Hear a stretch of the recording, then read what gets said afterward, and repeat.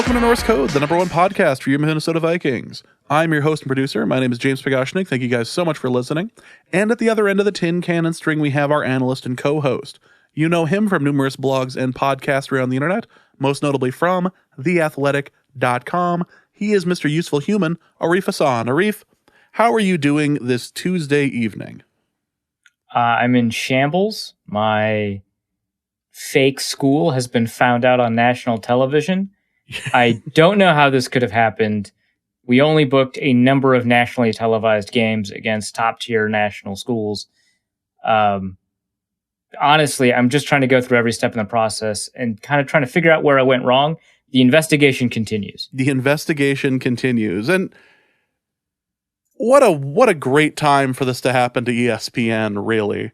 I mean, ESPN couldn't be having more fun right now internally with Scandal. And now it turns out they're booking wonderful matchups for high school football for those hours they have that they need content for.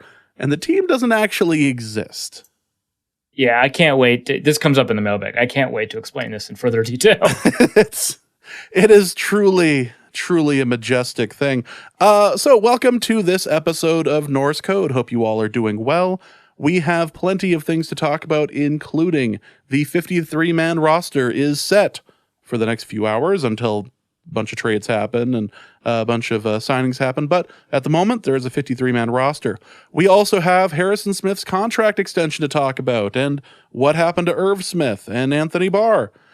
And we will be saying goodbye, likely, forever, to Ben DiNucci.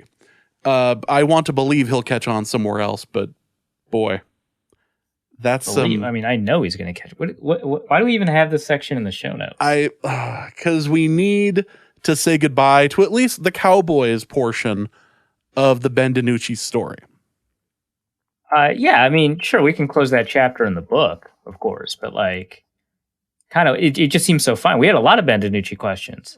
I don't understand, man. I just feel like, a lot of times on the show, we preach about the power of belief, something we talk about constantly and comes up in every episode as a thing we definitely and sincerely commit to. I mean, honestly, it's difficult to remember an episode where you didn't bring up the book, The Secret. You're right. Yeah. So in that vein, is that what The Secret's about?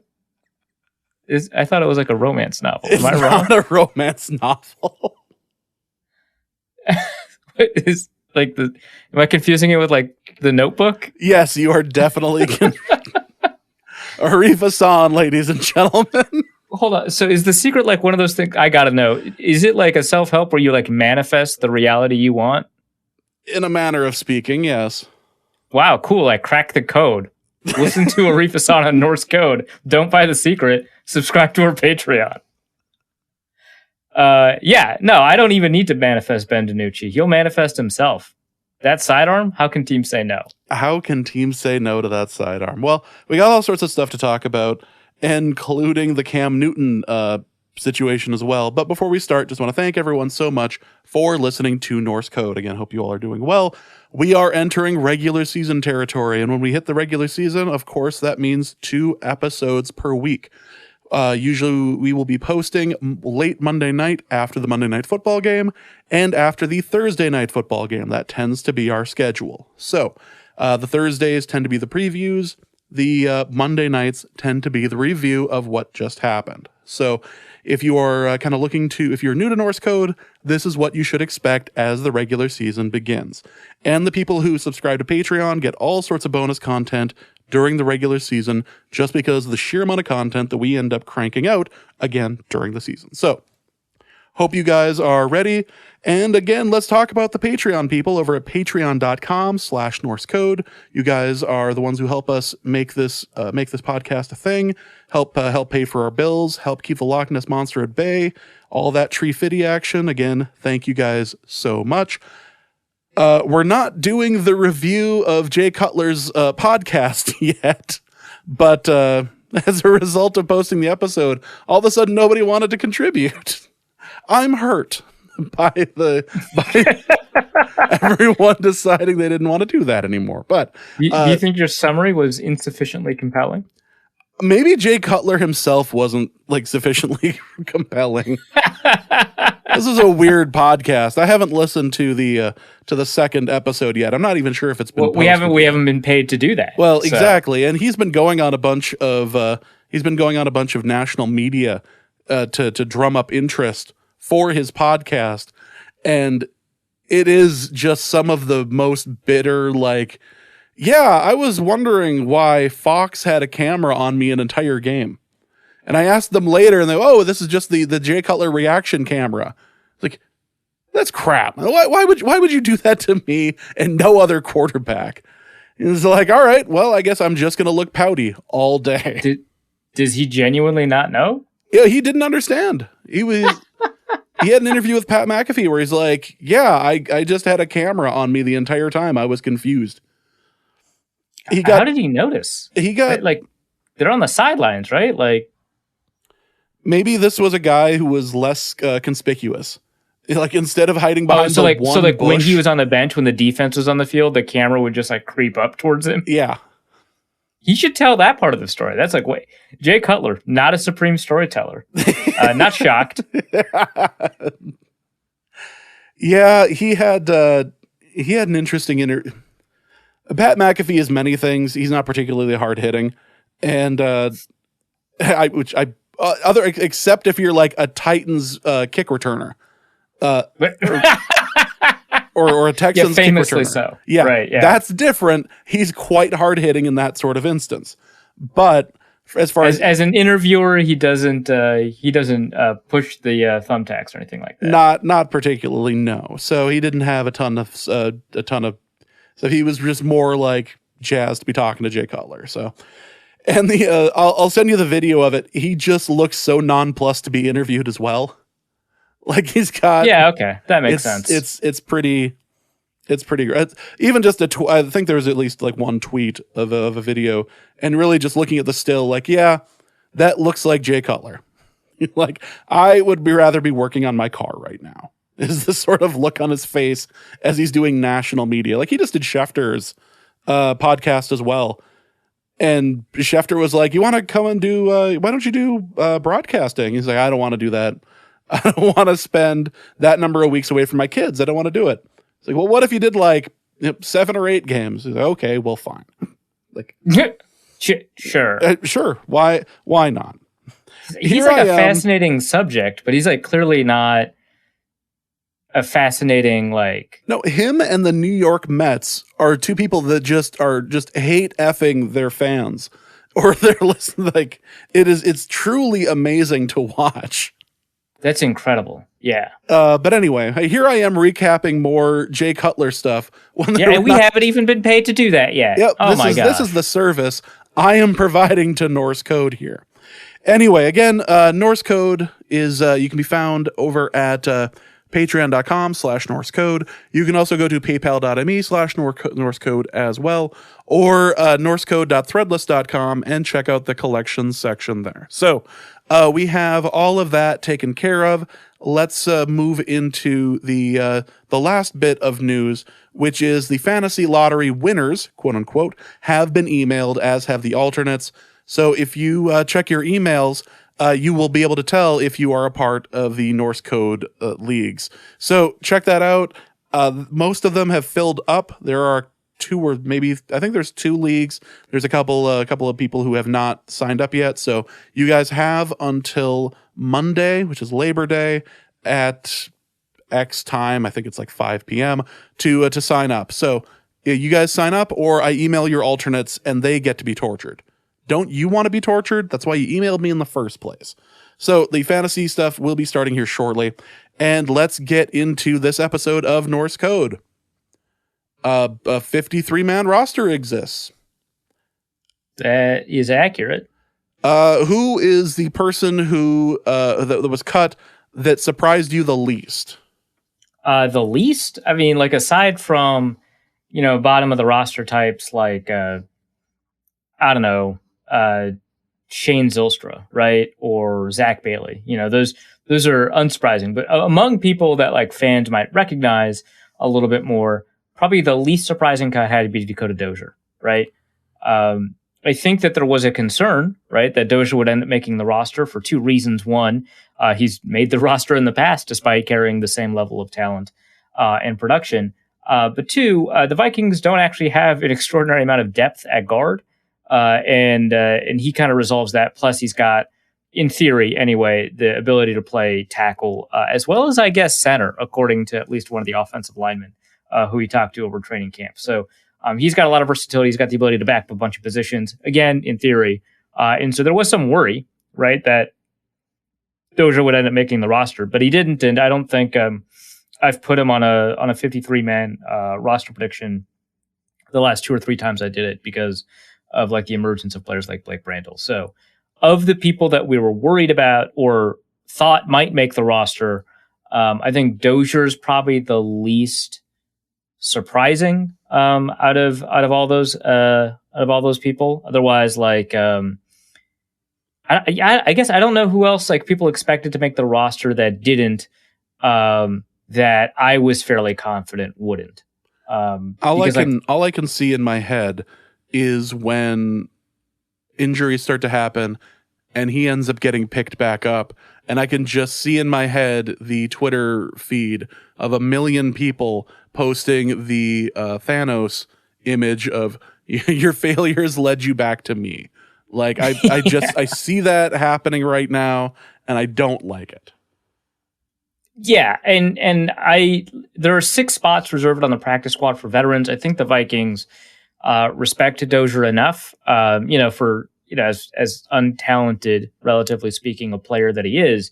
We needed like play a lot, right? He played a lot of snaps at a difficult position that beats you up. So the Vikings kind of respect his tenure within the league, respect what he's done for them, and will allow him to shop his own services because there's not a ton of guard depth around the league. But if that doesn't happen, I think the Vikings would be more than happy. I don't know if he is because it's not a ton of money, but the Vikings would be more than happy to add him to the practice squad, which now allows up to 6 veterans, people with vested veteran status that have more than 2 accrued years in the NFL. So that is possible, and that they'd be able to kind of promote him up on game day if necessary. So that still remains, something that fans should be, braced for, I guess. But his story with the Vikings may not be done. That's true. Well, let's talk about the biggest news so far involving the 53-man roster. In that there were a couple of cuts that were quite surprising, including Everson Griffen, which appears to just be a paperwork thing. Is that right? Kind of, yeah. It's a little bit of paperwork and gamesmanship. So some of it is like accounting, right? Like if Everson Griffen is not on the 53-man roster on cutdown day, then you don't fully guarantee, because I think veterans, especially veterans on like minimum contracts, fully guarantee on that day for the rest of the year. That's just like one of the benefits that they've negotiated for in the CBA. But on top of that, he's probably only ever going to be with the Vikings now. So if the Vikings need to add someone to the roster for a different paperwork related thing, and they need to cut Griffen in order to make room for that, and then they can move that person, they can add Griffen back on. And so there are a number of players, which we'll discuss in more detail, who won't be available for week 1 against the Bengals, but should be back relatively soon. And so you can put that player on injured reserve and then activate them 3 weeks afterwards. And then you can make a decision about who to cut then. But when you put them on injured reserve, that spot on the roster opens back up, and you can bring Everson Griffen or whoever else onto the roster as a result of that. So that's a part of it as well. So Everson Griffen, not on the roster. They might bring him back. I think the same might be true for Ameer Abdullah. We'll talk about kind of what the possibility there is. And there's a couple more additions to the roster that they might still make. I still think they'll bring in a veteran quarterback of some sort. They just made a trade for a tight end in Chris Herndon, which we'll talk about in a second. And then they also need to add a long snapper to the squad because they don't have one right now. And so that addition is going to have to be made too. So that's at least 3 additions that we either know are happening, like Chris Herndon, are extremely confident are happening, like the long snapper, or are fairly certain is happening, like with the quarterback. So there's a couple of things that they have to do with their roster, which is clearly not final, which is why I only ever call it like the initial 53-man roster. That's going to have to change by the time week 1 rolls around. Well, let's talk about that because, again, the lack of long snapper is a big deal. Not as big of a deal as no kicker in Detroit, which kudos to Dan Campbell on that one. It's about time that a team just embraces. Someone took a stand. That somebody takes a stand. You can't do it in the Norse Code League, but by God, we're going to do it in the NFL. We're going to go no kicker. Kudos to you. I can't wait to see how this turns out. But as of this recording, the Detroit Lions have no kickers on their team, and I absolutely love it. I was reminded today that Ndamukong Suh actually attempted to kick a field goal for them at one point. Or it was an extra point. And he played soccer as a kid. He was an emergency kicker on, I think, his high school team. And yeah, they had, I think in that game they had injured a kicker, right? And so Suh had that year won a contest in training camp and became their emergency kicker. Yeah. So it was a did not make that kick. He definitely did not. No. But kudos to him for trying. But yeah, so let's talk about some of the immediate needs of this team, because the wide receiver stuff looks somewhat set. But what changes are we going to end up seeing here in the next couple of days? Yeah, so actually wide receiver, that's interesting, mostly because Dan Chisna's on the roster, or Chisena, I guess is how you pronounce it now. That one is a bit of a surprise. He was on the roster last year, of course, but I thought he made a number of mistakes on special teams last year. So I was kind of surprised that he made it, because he can only be a special teamer. We'll see what happens with him. We'll see what happens with Dede Westbrook, who I believe is just going to be there week 1, but could potentially go on injured reserve. But that's something to kind of keep in mind. But they're going to trade for Chris Herndon. This is a good opportunity to talk about Herndon. When the trade happened, I asked around. And so obviously Herndon had like a fairly promising rookie year. I was not as impressed as a couple of other people. I don't know if I've got any takes out there. Unfortunately, it takes to substantiate that. Back in 2018, he had about 500 yards as a rookie, which for a tight end is actually quite a bit. You don't tend to get 500-yard tight ends as rookies very often. But I thought his production was a little bit up and down. It was kind of not going to say manufactured, but not super sustainable. But for the most part, he was considered a really good athlete coming out of college. He was a 4th-round pick himself, and I think he tested well at the combine. Either way, he had a 4-game suspension in 2019 for getting busted for PEDs, and then very shortly after, I think in the first game back, he got injured. So he missed the entire 2019 season. At the beginning of 2020, he was at the top of the depth chart for the Jets, tight end 1, which I think everyone kind of expected. Or I shouldn't say 2020, 2021. He's at the top of the depth chart for the Jets this year, which everybody expected. And then it just it kind of didn't work out. I kind of asked around for people who are at Jets camp or have covered the Jets and have covered Chris Herndon, and he didn't look explosive, especially this year in camp. He didn't look like he had the athletic ability to separate like he had in the past, which was a critical part of his tool set. He was, a couple of people said he was quote unquote like a fine blocker. So I guess, and right now the Vikings don't have any blocking tight ends on the roster, presuming Irv Smith goes into injured reserve. And so he might show up and be the best blocker on the team, but it's a very low bar. But yeah, I mean, there are concerns about his ability to kind of execute the plays that were asked of him, whether it's because he was on the same page with the quarterback, or some people were talking about like a lack of effort out there, or a lack of focus out there. I mean, he was dropping a lot of passes, so that might play a role in it. Or maybe, it's possible that he wasn't picking up the playbook well enough. Those sorts of things. But either way, it looked like he was short-arming passes. It looked like he was not running the right route, or that he wasn't, where the quarterback expected him to be, which is not true for any of the other tight ends. And so Herndon very quickly lost the tight end 1 job and was part of a 4 tight end rotation with that first team, which I think was his name, Kenny Yeboah, I think probably took the top tight end spot for the Jets. Either way, Herndon was a trade asset, so they traded him away to a team that needed a tight end, the Vikings. So that seems to be, what the Vikings are buying. They paid a 4th round pick. They get him. They also get a 6th round pick back. I think it's not a great deal. Obviously I've been wrong on trades before. So that's my initial take. But, I changed my mind, I think, twice on the Sam Bradford trade, right? I thought it was a bad idea. And then halfway through the season, I changed my mind. Looks like it was a good idea. And then after he never played more than, I guess he played 1 game for the Vikings after that season. But after he never played more than 3 games again, I went back to my original position that it was a bad idea. So it might also be worth noting that this particular player comes from a historically terrible Jets squad. And you can't really, you can look at the individual player for effort, but as far as production is concerned, you also do kind of have to factor in just how terrible this Jets team has been the last, how many years? But in particular, the last 2. I'm not going to knock him for his yardage total when Luke Falk was throwing to him, right?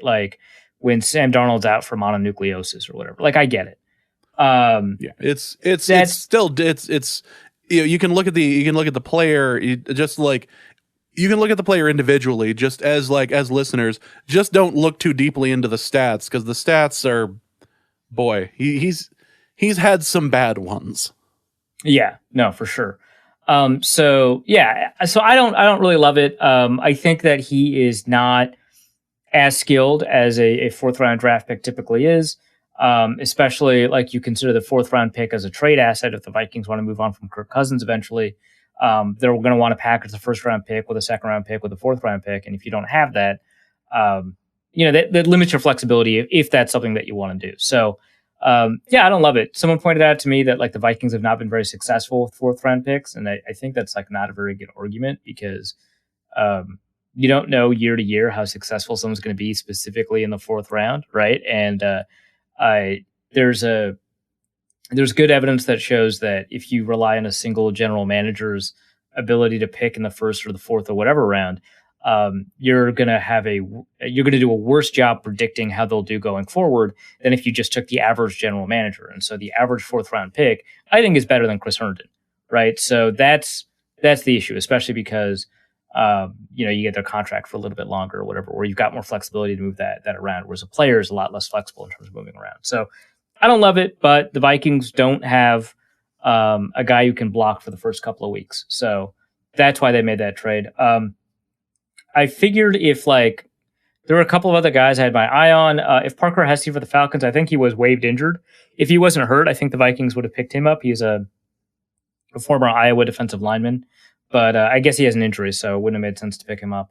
A couple of the other guys that I was keeping an eye on, I think they all made the roster except for Michael Pruitt, who I guess the Vikings know well enough that they don't want. So, I guess this was an option. I don't know if it was their best option.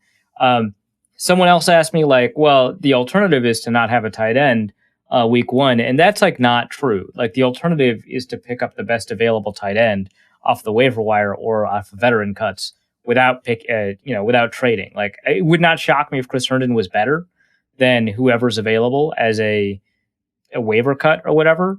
But I think the difference between those two is not a 4th round pick or whatever. So that's going to be kind of an interesting thing to navigate. Other than that, other moves, Christian Darrisaw could go to injured reserve for the first 3 weeks. Again, that could open things up for Dakota Dozier to come back, because I don't think they want to enter a week with only 8 offensive linemen. So that's something to keep in mind. But that's probably why they kept Blake Brandel on their 53, because you can't be confident in that tackle depth for right now, at least in the short term.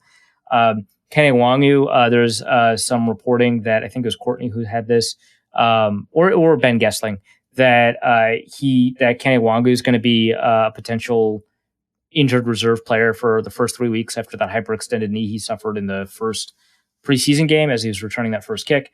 That could, open the door for Amir Abdullah to come back, right? Or, to promote AJ Rose up to the roster. Either of those are possible. And then of course, Irv Smith, we just talked about, he could be on injured reserve for the first couple of weeks or for longer, right? Because he's got a meniscus injury that If it's like a small surgical procedure within that range of basically cleaning it up, he'd be out for 1 to 3 weeks. If it is a removal, he could be out for 8 weeks, maybe longer. Maybe that could be it for the season. And if it's somewhere in between, it could be 4 to 6, right? So it's not like an ACL, but it could take him. Like I think it took Adrian Peterson out for the season because they had to remove it. But it could be any number of things. So or not remove it. Remove it actually was faster. It was shaving it down. Yeah, shaving it down, and that set him up for long-term knee health, but took him out for longer in the short term. Yeah. That was it. So yeah, it depends on the procedure. So we don't actually know right now kind of what the prognosis for him is. The Vikings should, based off their MRI, Chris Thomason ran down somebody who's done like 1,000 meniscus surgeries, and she said that, based off the MRI, the Vikings should, but, we as reporters don't yet. So those are changes that we can expect. Obviously, the additions that they're going to have to make, we've already talked about. But in terms of the players that they'll end up putting on injured reserve, those are probably your best options. It would not shock me because there's 10 defensive linemen right now. If they brought Everson back, you might, shuttle James Lynch back to the practice squad or something like that. So I don't think they'll keep 11 defensive linemen. So there could also be a change there. There's just so many interesting names that ended up getting cut that people have been either wanting or have been kind of questioning whether or not they were actually going to make the bubble. And Chad Beebe ended up being one of them that I guess the question is just like injured reserve because apparently he's hurt, which should not shock anyone who has followed the career of Chad Beebe, or if this is something that he's just going to be or just outright cut. Yeah. That I think if he hadn't gotten hurt, he might have actually made the roster. But I think it was the injury that did it. And it sounds like he's out for the year. I forget who tweeted it. Maybe it was Gessling. But that essentially he would be out for 4 months, which is essentially the year. So he's just hitting injured reserve right away, which does take him out for the year because he didn't make the initial 53 before hitting injured reserve. And so that's it.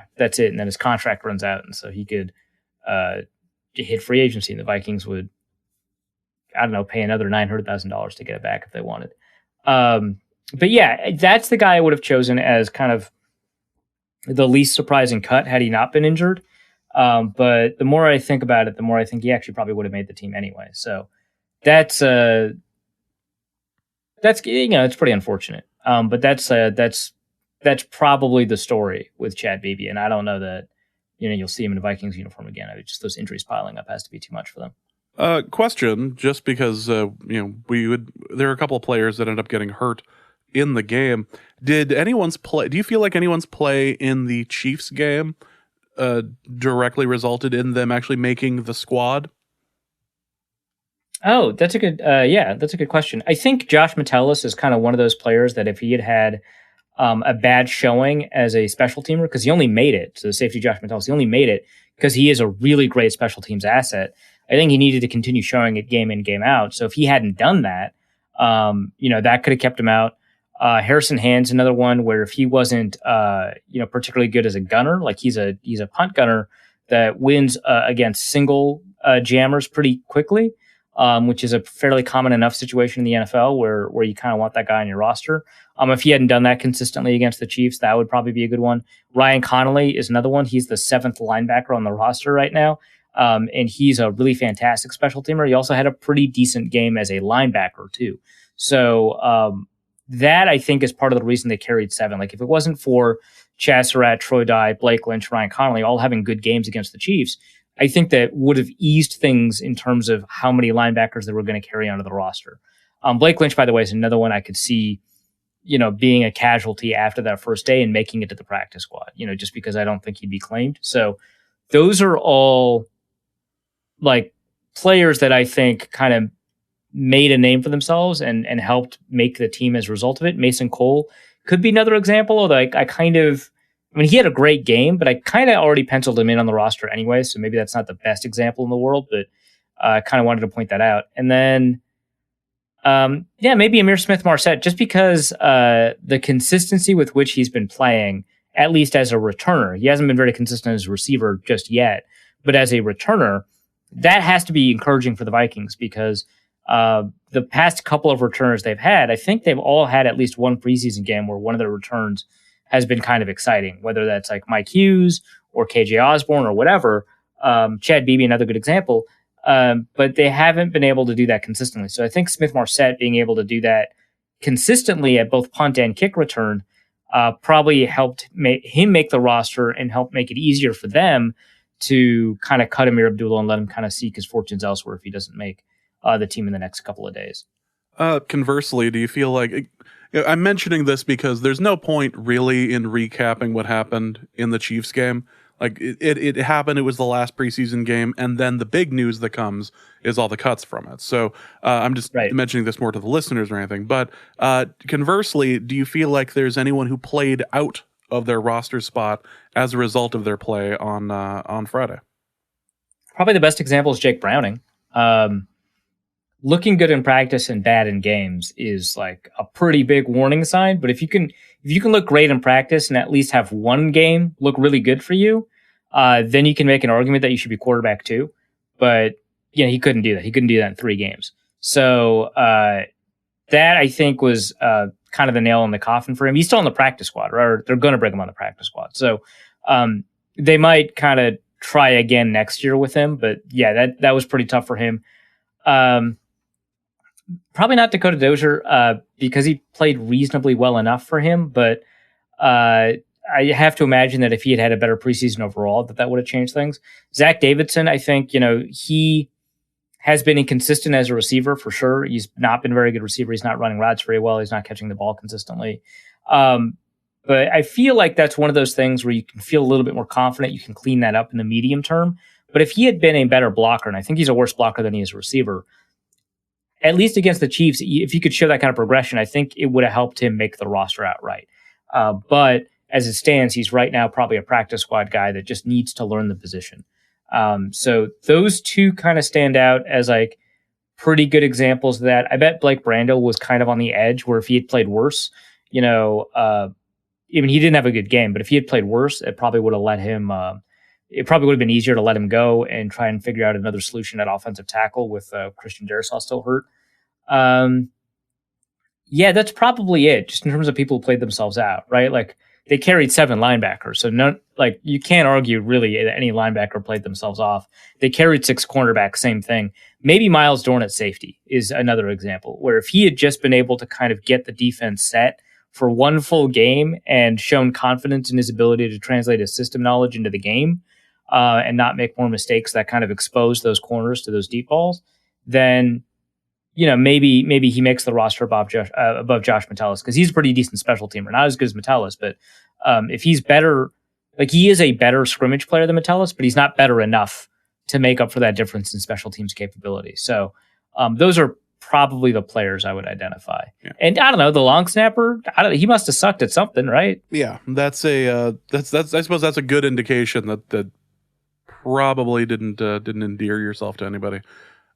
Before we move on to some more stuff, Kirk Cousins obviously is a member of the squad. He hasn't been cut or anything, but his play on for that Chiefs game, and let's be honest, the game prior as well, seemed to be a lot of check downs and seemed to be a lot of just dink dunk, didn't want to like look past 5 yards past the line of scrimmage or anything. Do you feel like this is more of an indictment of just like I'm just here to like just to warm up. I'm not here to like to do anything other than get through the motions, maybe get hit once or twice, call it good? Is this a situation of I didn't have my 3 best targets to be playing with? Whether it be, 4 if you include CJ Ham, but Justin Jefferson, Adam Thielen, and Dalvin Cook. Dalvin obviously didn't play at all during the preseason. Jefferson played what? He was in practice, and Thielen did all of 2 snaps. Maybe it was either 1 or 3, I think. But was it 3? It was definitely. Yeah, I couldn't remember. It was 2 routes, 1 running snap, I think. Yeah, and then they bumped knees, and that was it. Like I'm good. Don't need to be out here. And honestly, we don't need to see him out there. But Right. Is it a situation of just like, I just need to get through the motion and then we'll actually start up? Is it a situation you feel like this is me without my 3 biggest targets, so I'm just out here for a little bit to see what these guys can do? Or do you think there's something bigger at play? So I think there's a couple of things here. So one, I think one should expect him to not be as productive without his primary targets. Two, I wouldn't be that concerned about the injuries to Jefferson and Thielen, as you'd already kind of indicated. It was just, you don't really need to see them. Had that been a regular season game, if we'd had a regular season game on 8/27 or whenever that was, they would have played, right? They were healthy enough to play. There was just kind of no reason to play them. So that's fine. But the drop off in play from Cousins from having his top 3 targets, which I think Dalvin Cook was 3rd in targets, so we can't really say that Irv Smith is the 3rd target yet. But having it from losing his top 3 targets, 4 with CJ Ham for a chunk of the game, then you'd expect his play to drop off. The whole point of a star like Jefferson or a high level player like Thielen or whatever is that they make you better, right? Or they make the passing game better. If they don't do that, then you don't pay receivers money, right? So obviously they're gonna, see a reduction in performance. But the degree to which Cousins declined relative to how he typically plays, and he played 6 drives over the course of the entire preseason, so we can't really say that this is a good judgment on who he is, especially because one of those drives did not look all that bad until I tweeted that it didn't look that bad, and then it started looking awful. But yeah, one of those drives looked fine. So 5 of the 6 drives looked really awful. The decline that he suffered was much bigger than you should expect when you've got Ihmir Smith-Marsette and KJ Osborne out there, who are not starting receivers at this point in their career, if they ever will be. And so I like the amount that you expect of Cousins, the amount that the Vikings expect of Cousins based on the contract that they pay him, and the amount that just the way the roster is constructed, the amount that you expect him to perform, given all of those priors, given what you know about him, given how much is invested in him, given how much is baked into the cake of the talent level of Kirk Cousins, you need him to play better than 4 yards an attempt. If Adam Thielen and Justin Jefferson are out, the baseline level, on average anyway, should be at the very minimum 6.5 yards an attempt, hopefully 7, right? Though adding Jefferson and Cook and Thielen to that, that should put you up to 8.5, right? And make you kind of, at least with the way that offensive money is structured, a top 8-ish player, right? So that's kind of where you should be. And 4 yards an attempt is honestly just ridiculous. And it's not as if you looked at the all 22 and saw that hey, these receivers just aren't open. Well, okay, the checkdowns are fine, right? Throwing, on the boot to Irv Smith running across the formation 2 yards deep, he's the only one open. Fine, that's better than taking a sack, right? But it's not. I checked the all 22 of all 3 of those preseason games, and there's just people open, period. They're just open. There's even a play action where I shouldn't say primary read, he's more of an alert, but where on the backside of the primary read, so the alert, KJ Osborne has soft coverage over a corner, and he sees the corner coming down to blitz, and he sees the safety lined up in front of him, and that's a man coverage indicator. So that safety has him, right? Or it's something along those lines. Either he sees the corner come to blitz, or he sees an alert that the corner is going to be in a flat zone, and so he's just going to be wide open, and the safety is out of position.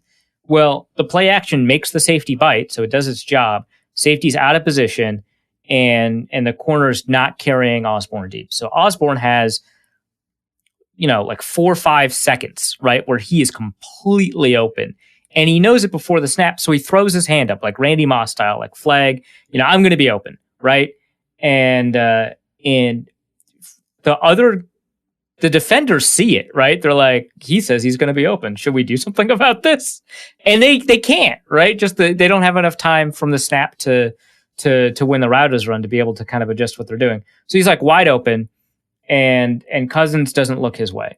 Now, the reason that you have an alert in your play, in the play call, is so that when something like that happens, you can just chuck it, right? I can guarantee you that if that was Justin Jefferson on the backside, Cousins would have thrown it, right? because I mean, you pay attention to that alert when it's Justin Jefferson. Dude, throw to the open guy is like, and that's what's frustrating is because I saw like players that were open play after play after play, especially when I was watching live, but I was able to watch the Chiefs all 22. They're open. You got to throw it to them. Why are they on the field if you're not throwing to them when they're open? That's the issue.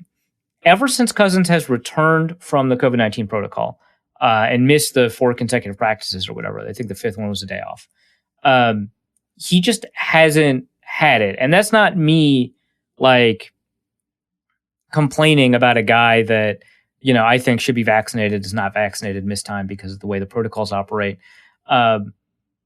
Because Kellen Mond has looked better, right? Like, not than Kirk Cousins, but he's looked better since coming back, right? He looked awful initially coming back from the protocol, and he missed more time than Cousins, right? He looked awful initially, and then he's kind of just added to his skill set to look a little bit better. He's nowhere near ready to play, but he's looked better, right?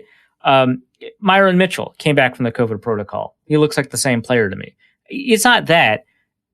I've talked to people that agree with me, both outside the organization and inside the organization, that kind of think that he hasn't really shown that he's the kind of quarterback that he was last year yet. Now, the people inside the organization, they think he's going to fix it, right? Like, it's not a huge concern. But everyone agrees that the way that he's practiced and the way that he's played in these preseason games is not reminiscent of the average level of play we see from him from the 2018 to 2020 seasons. So that is a concern.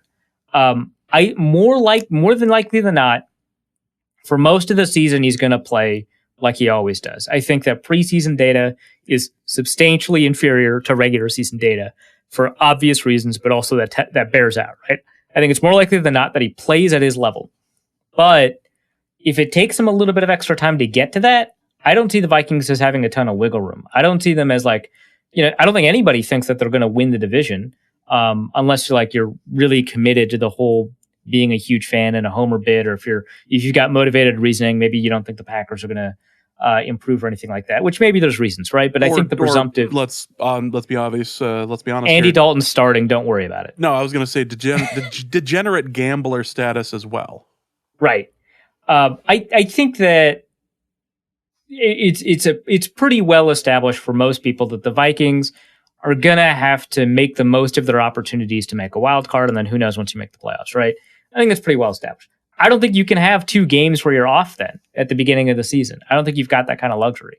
So that's the concern for me. So I know that this was supposed to be kind of a shorter segment of this podcast, but like, he has not looked good yet. I think Zimmer said that the last couple of practices before this most recent preseason game looked a little bit better.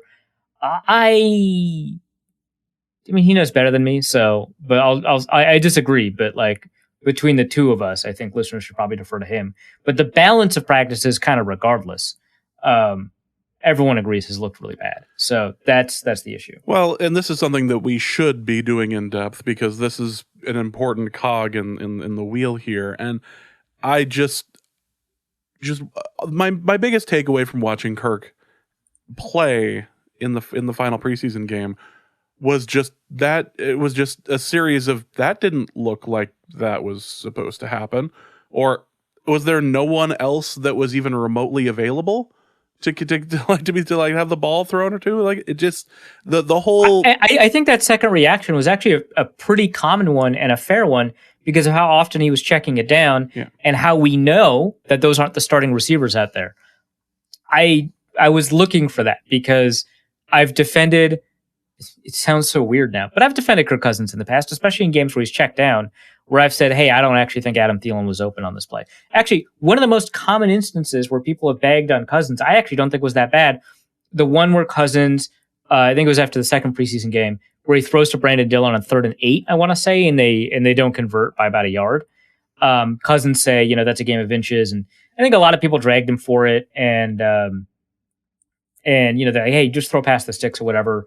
And, don't chalk it up to circumstance. I think if Cousins had played well enough and he had mentioned that, people would have been fine because, things happen in games. On that play, I actually thought he made the right decision. And I don't know that he was all that inaccurate. I don't think anyone was open on that play, right? I want to evaluate this as objectively as I can. And I've defended Cousins when he's checked down in the past. But he's an explosive thrower, right? Like he throws deep balls primarily off of play action, right? He is a risk-averse quarterback, but he does throw deep. He just happens to have a lot of situations where throwing deep is not as risky for him as it is for a lot of other quarterbacks. And he throws it deep, but on third and long, he doesn't tend to throw past the sticks as often as other quarterbacks, even ones more conservative than him. And he doesn't really like contested catch opportunities, despite having like just a really remarkable group of receivers that are great at contested catches. I guess Irv Smith aside, that's not really one of his strengths. But Kyle Rudolph, Adam Thielen, Justin Jefferson, at least in college, Stephon Diggs, whatever, right?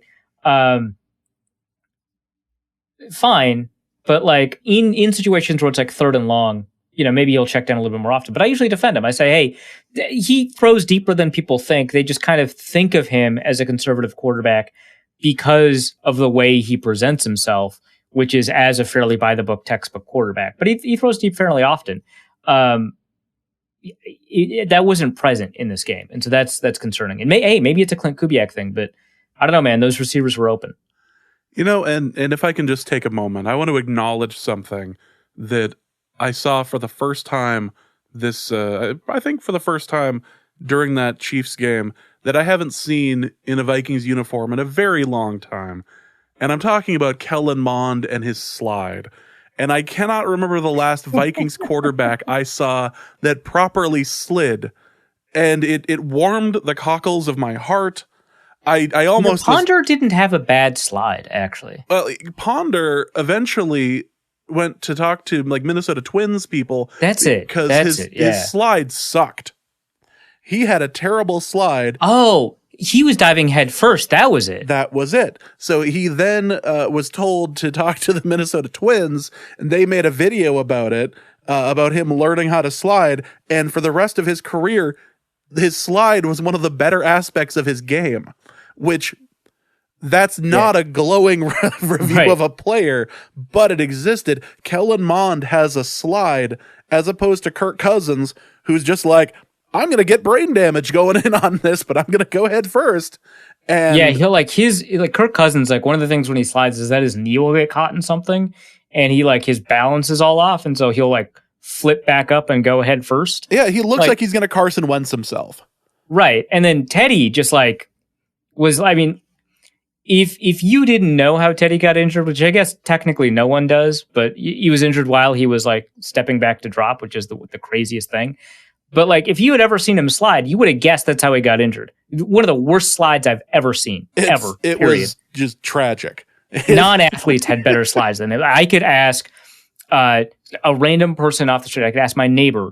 I could ask her to just do a baseball slide into a base, and she would have done a better job. I've got no idea what her athletic background is. Maybe she played softball, maybe she didn't. But I'd put money that it was better than Teddy's, right?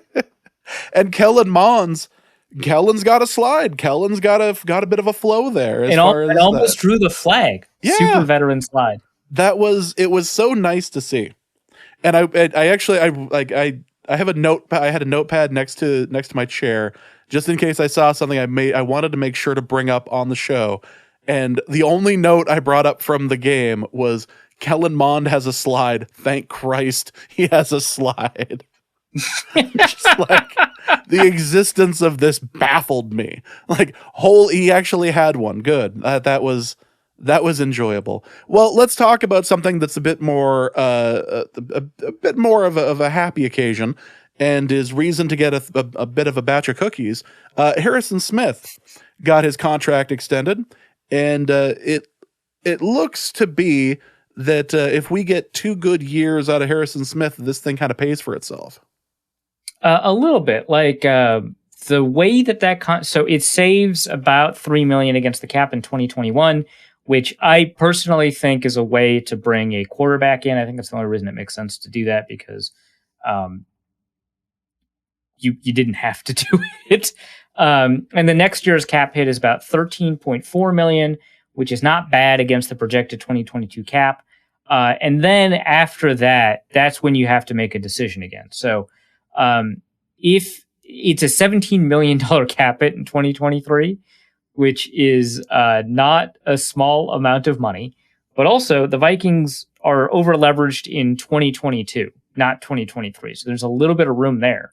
But if you cut him, you save $11 million against the cap. So the guaranteed money, it doesn't run out, but it essentially runs out. There's $6 million of guaranteed money left on 2023 from an accounting perspective. That's the prorated signing bonus that you don't really have to worry about. And then, or that you have to worry about if you cut him. Then it's up to $17 million in 2024 and then $20 million in 2025. A lot of it's just kind of funny money. The whole thing is like he got essentially a guaranteed $28 million. So his salary and his roster bonus this year, so $7 million this year, or I should say minus two, so it's $5 million this year fully guaranteed, and then $10 million next year fully guaranteed. So that's $15 million, and then the rest is in signing bonus, which is about $10 million fully guaranteed. So that's kind of the whole deal, is that he got a good chunk of his money guaranteed for the next essentially 2 years, where he doesn't really have to worry about it. It frees up about $3 million this year. It's not too bad next year. That's what the contract does. It's a fake void contract. It's not quite what the Vikings did with Anthony Barr, where they signed him to a fake extension where all of the years after this year are voided. And that's one of the reasons the Vikings were leveraged in 2022, because all that guaranteed money comes and hits their cap again when he leaves the roster. But that's kind of where Harrison Smith is. So the numbers make it look like he's getting, $16 million a year or something like that, on average, $16 million, with the old money on top of it. But that's not going to be the reality for the Vikings. It's $7 million this year, $13.5 million next year is the reality for the Vikings.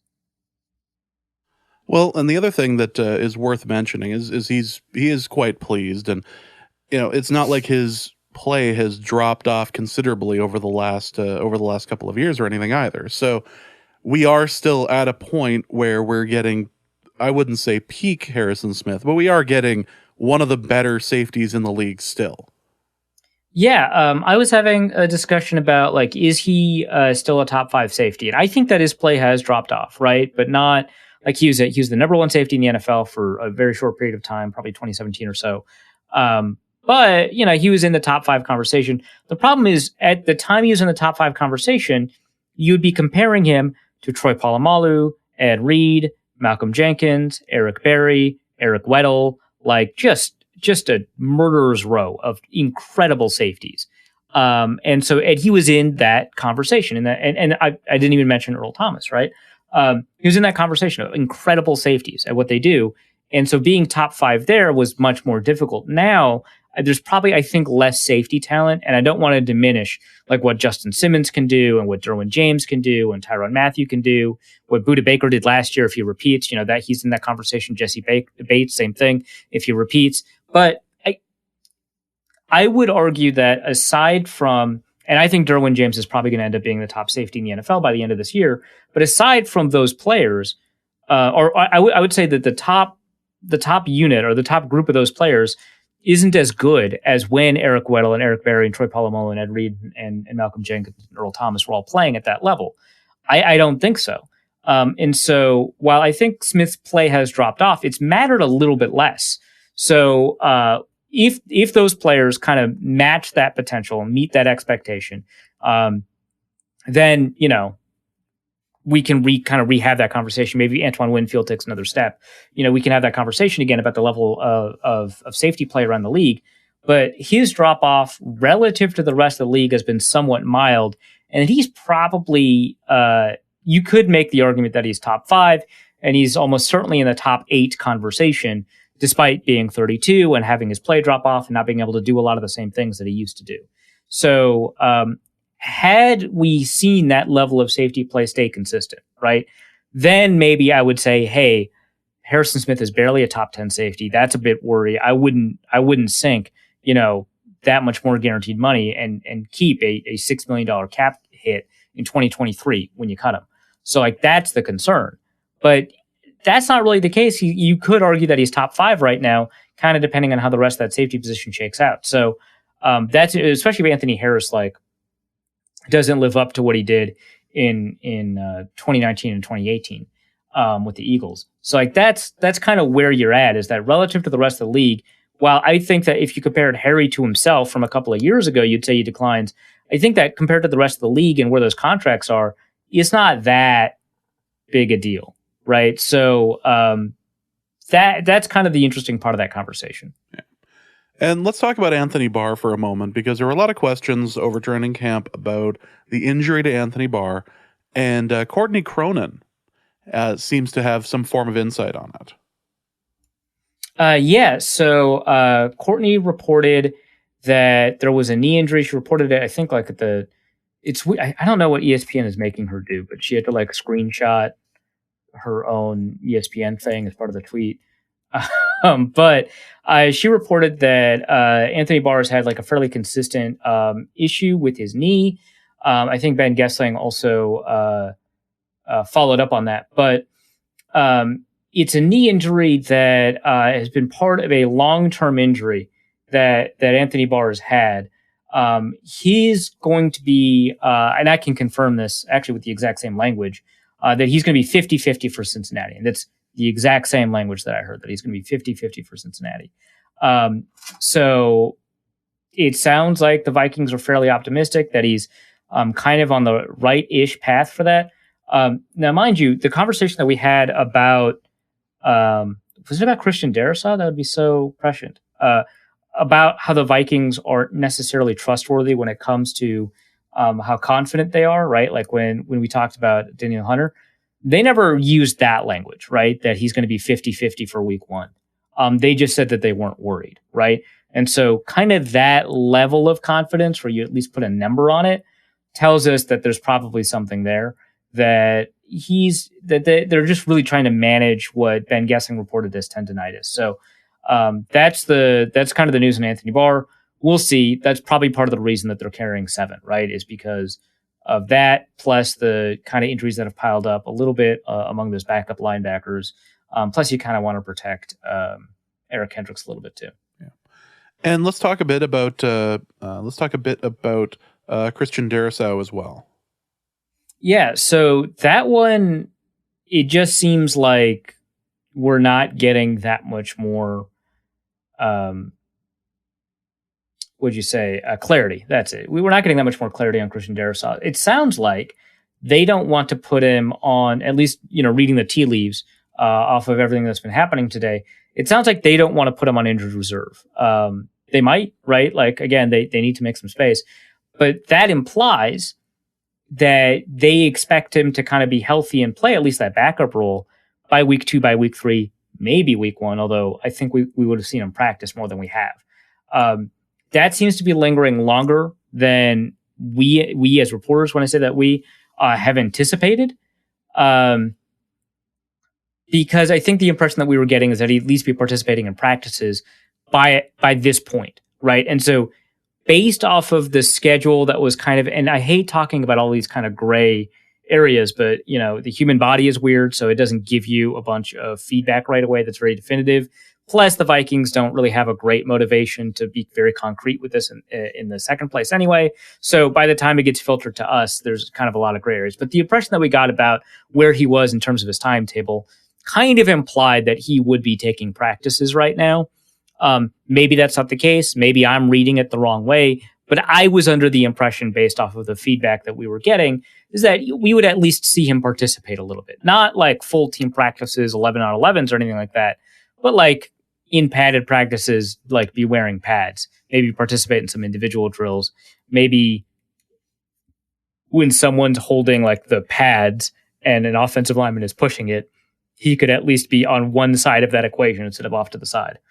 So he's not there. So it clearly he's not going to be ready for week 1. Even if he's fully healthy by week 1, the last time we saw him was in OTAs. He's missed so much physical practice that I wouldn't trust him out there, right? Like he hasn't earned like the, plug and play that, Jake Long did when the Vikings signed him and then like played him the next day or whatever, right? Like he doesn't have that long history of NFL play. And he might not know the scheme or he might not know how to get his body to perform the actions necessitated by the scheme and the techniques that are taught within the scheme. because he's only ever taken mental reps. So he can know the playbook perfectly. He might be able to react really quickly to questions about what he needs to do, but his body might not, right? So I don't know if I trust him, even if he's fully healthy by week 1. But there is a week between, next Sunday and the first game of the season. So he's got a little bit more time than usual when we have these conversations. So he might be healthy by then. But I think the Vikings kind of want him to be their backup, at least for the short term. Remember, Brian O'Neill started out as Rashad Hill's backup. Backup for at least the short term as soon as possible. So I don't think that he's going to be one of the players hitting injured reserve. Right now, I think it's Kene Nwangwu and Irv Smith and maybe another player. I don't know. But 2 or 3 players that could hit injured reserve right away. And I don't think Christian Darrisaw is one of them. So let's talk about the real reason why we're here today to record. And that is to say goodbye to the Cowboys portion of the career of Ben DiNucci, who we famously cheered on as enthusiastically as possible due to his James Madison University roots last year. And the Cowboys have decided they have had enough of Ben DiNucci. Yeah, I mean, the Cowboys have not really revealed that they're the best at making roster decisions. So this is not, too surprising or anything like that. If you don't believe in Ben DiNucci, you're lost, right? There's nothing I can do about it. He's showcased just a remarkable comeback attitude, his ability to throw the ball uniquely within the annals of NFL history is not appreciated by certain backwards organizations, certainly a forward-looking organization, maybe like the Ravens. They'll appreciate, what Ben DiNucci can do and how difficult it is for defenders to anticipate, such a unique throwing motion. The Cowboys, didn't give themselves a chance to see the truth about Ben DiNucci. Sometimes you want to say, hey, they didn't give Ben DiNucci a chance. That's not really true. He played, but they didn't see what they expected to see. And sometimes, that scares people. People are afraid of the unknown. So, that's too bad. But, we all know that DiNucci was born to prosper. We know that he has got this incredible attitude of coming back from adversity. The whole reason he showed up to James Madison in the first place was because Pitt didn't see the genius of Ben DiNucci. And, he fought his way onto a roster in the first place. He'll fight his way back onto another roster. I'm excited to see what the next chapter. Maybe he could be quarterback too for the Vikings. I mean, they're looking for one, right? So, well, let's somebody as smart as him, I think, could do a really good job. Let's do something real quick. We got 3 quick questions on Ben DiNucci. The first one is from Tep, who asks, for a Reefs meme quarterback corner, who would be the better emergency cornerback? Ben DiNucci or Case Cookus? This is a situation where all the safeties / DBs got hurt, and they had to send out someone. So Case Cookus is very much in the style of a classic field general. Your Peyton Manning's, Tom Brady's, those kind of reasonable comparisons to make for Case Cookus. And he's not as much of an athlete. He doesn't have a ton of running ability for him. For him, it's all about quick reaction time, using his incredibly strong arm, and reading the field and getting rid of the ball quickly. That's who he is. So his athletic capability, despite being kind of the bigger player, 6'3", I think, I don't think that he would make as good of a cornerback. DiNucci, however, his entire career is adaptation, right? I think he had 500 rushing yards with James Madison, whereas I think Case Cookus might have had negative rushing yards. I don't remember, but at Northern Arizona. But yeah, DiNucci is definitely much more of an athlete. Plus, it's not just the long speed or the rushing ability. He's got much more, short area quickness. Plus, just I think it's evident in the way that he plays, just much more kind of flexibility, the kind of flexibility that you need to play cornerback. So I would go with Ben DiNucci here, especially because the size, I think, for Case Cookus in that particular situation, doesn't help. It actually hurts. Case Cookus was built to play quarterback. Ben DiNucci was built to play football. I think that's the way to put it. Well, Zen Cubit also asks Case Cookus or Ben DiNucci. Why not both? Why not both? And Nick Howard asks, so when do we sign Ben DiNucci? Well, he has to clear waivers, right? So either the Vikings put in a waiver claim, which would be smart, or they sign him. It could be that they'll let him clear waivers, and then they'll offer him more money to stay so that, you don't have to worry about, having to re-up his contract. I think that they could get a deal if they, instead of taking the waiver contract, offered him like $5 million up front, fully guaranteed, 2-3 year deal. So they could hold on to him for a while. So that might be it. Really just the investment part of this. See, I don't know about signing him at this point yet. I don't know if he's reached his peak DiNucci status. That's right. The Vikings would probably only sign him after he's made several Pro Bowls. That's kind of the Vikings thing. So, and if he plays for another team and gets great and happens to be a rival and then decides to spurn them and join the Vikings, that's a very Vikings thing to do. That right. That works. I could see that. I could see that happening. All right, let's hit the mailbag. And let's hit the first question, which is from Tim, who asks if you want any of that Cam Newton action. Actually, I do. I think that, all the jokes about Cookus and DiNucci aside, I think Newton would make sense on the roster. A couple of things prevent that. One, I think the Vikings want a vaccinated quarterback on the roster. I guess Browning counts, right? If they have another situation, they could elevate Browning for free, essentially. They don't have to worry about, the normal practice squad rules. They could just do it on Sunday morning or whatever. But I think that if you got to choose between Cam Newton and Jake Browning, I think everyone would choose Cam Newton. I think it's not close. I think what's going to happen instead is that Cam Newton's probably going to go to a situation where if the starter is struggling, he's got a reasonable chance to take that guy's job. And I don't think that's the Vikings as much as the Vikings are frustrated with Cousins. I think that there's probably other quarterback situations that are a little bit less stable. So for example, if the Broncos trade Drew Lock to the Patriots, right? Then Cam Newton could probably push Teddy Bridgewater. Bridgewater's position is obviously not secure. That's something that you could do, right? Or I guess the Saints, that's not really the same thing. But there's probably a couple of other situations where if that guy struggles and Cam Newton's there, Cam Newton's probably got a better chance to play. So I don't think that happens. I think Cam Newton is probably going to choose where to play. Obviously, he's not the same coveted prospect or coveted player that he was a couple of years ago. It took him a while to even find a team last year. And you got cut this year, but I think that he's probably going to be in a better situation than the Vikings. I think his preseason was fine.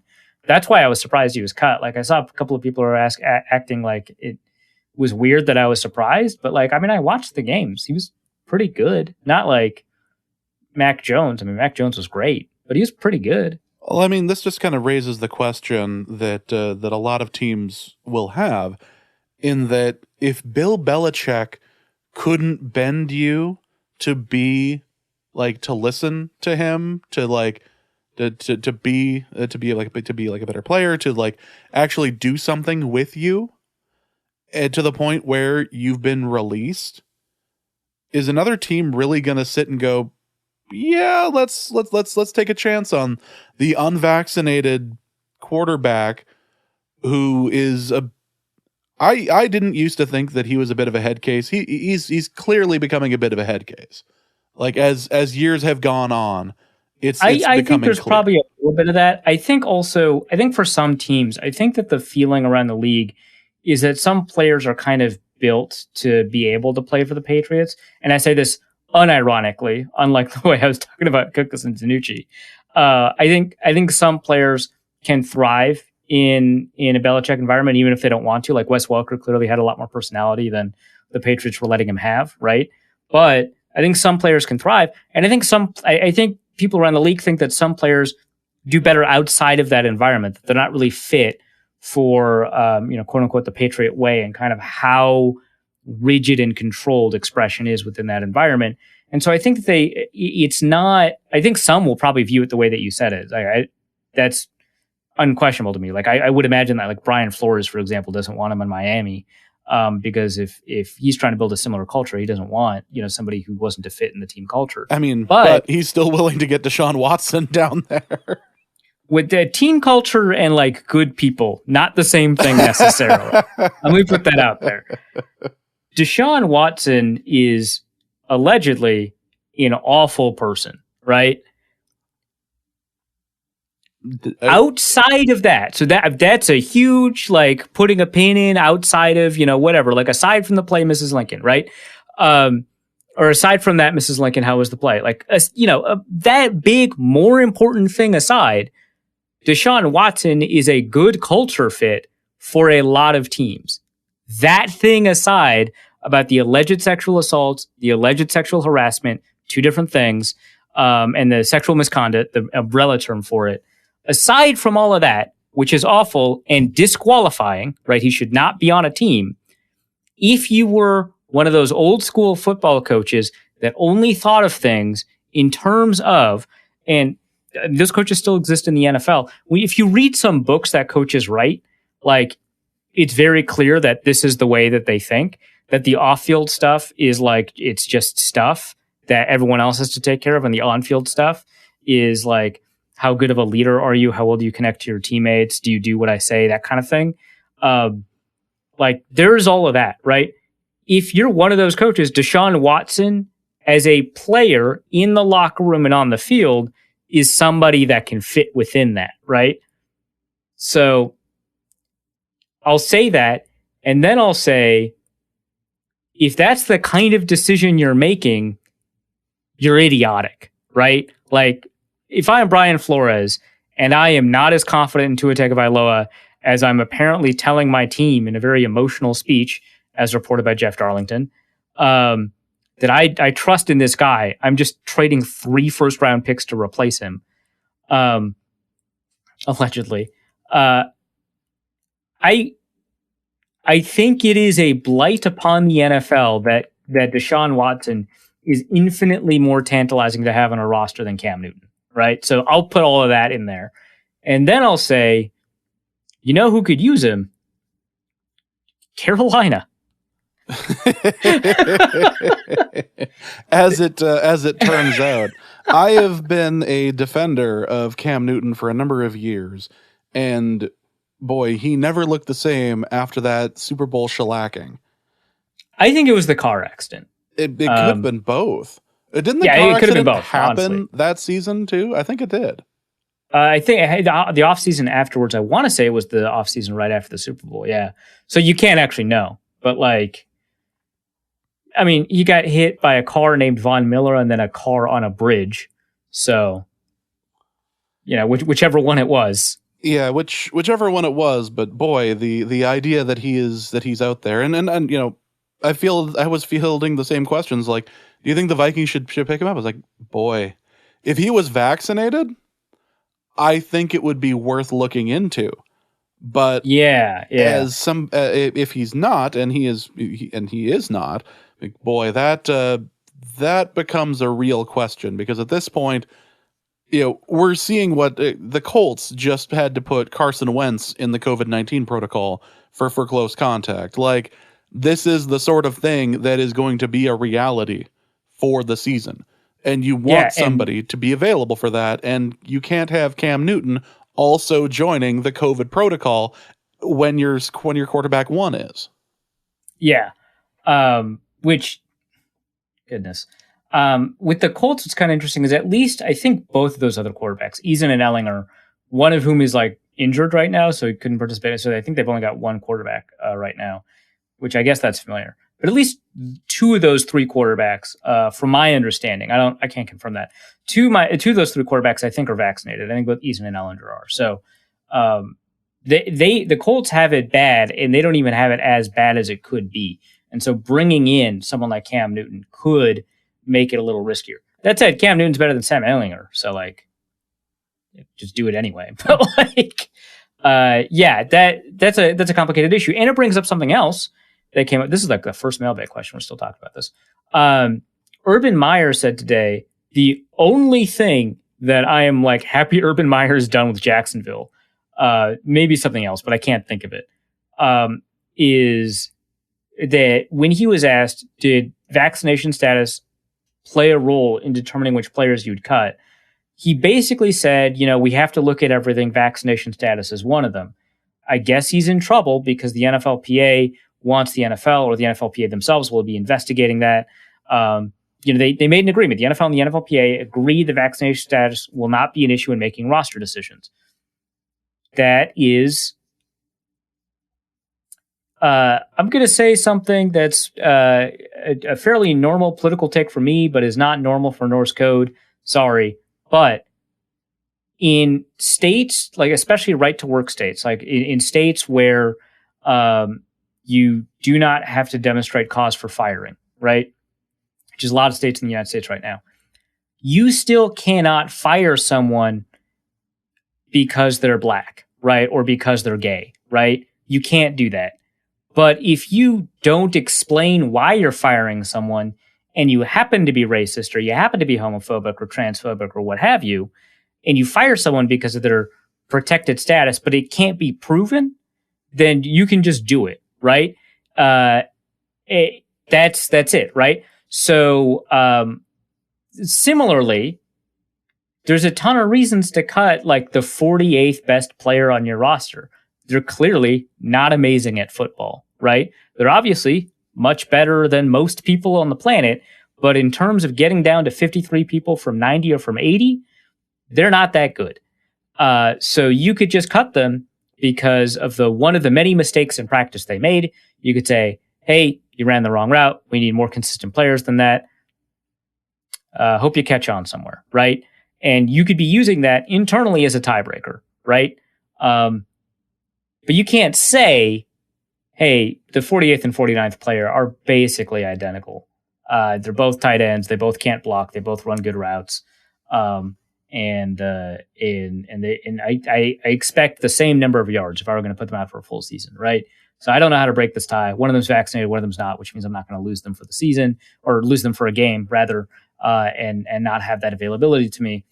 That's obviously a tiebreaker that a coach would use, right? But they can't say it. So I'm fine with Urban Meyer saying it, aside from the fact that he violated the covenant that the NFL and the NFLPA made about this. The NFL and the NFLPA, as Florio puts it, one of his like 1 out of every 10 good takes Florio has, right? The NFL and the NFLPA have incentivized teams to shy away from unvaccinated players. Zimmer almost said it. Like he was this close to saying it and he didn't say it. But we asked, hey, if you bring in a guy, right? Like work a guy out, is it important that they're vaccinated? And he said, well, I can't say that. What I will say is that availability is really important when you're adding players to your roster. Okay. Every team is making these decisions. In fact, Sean McDermott for the Bills, or no, it was Brandon Beane for the Bills, said that he would not hesitate to cut a player because they were unvaccinated a couple of weeks ago, and then had to walk that back because of the NFLPA's protests.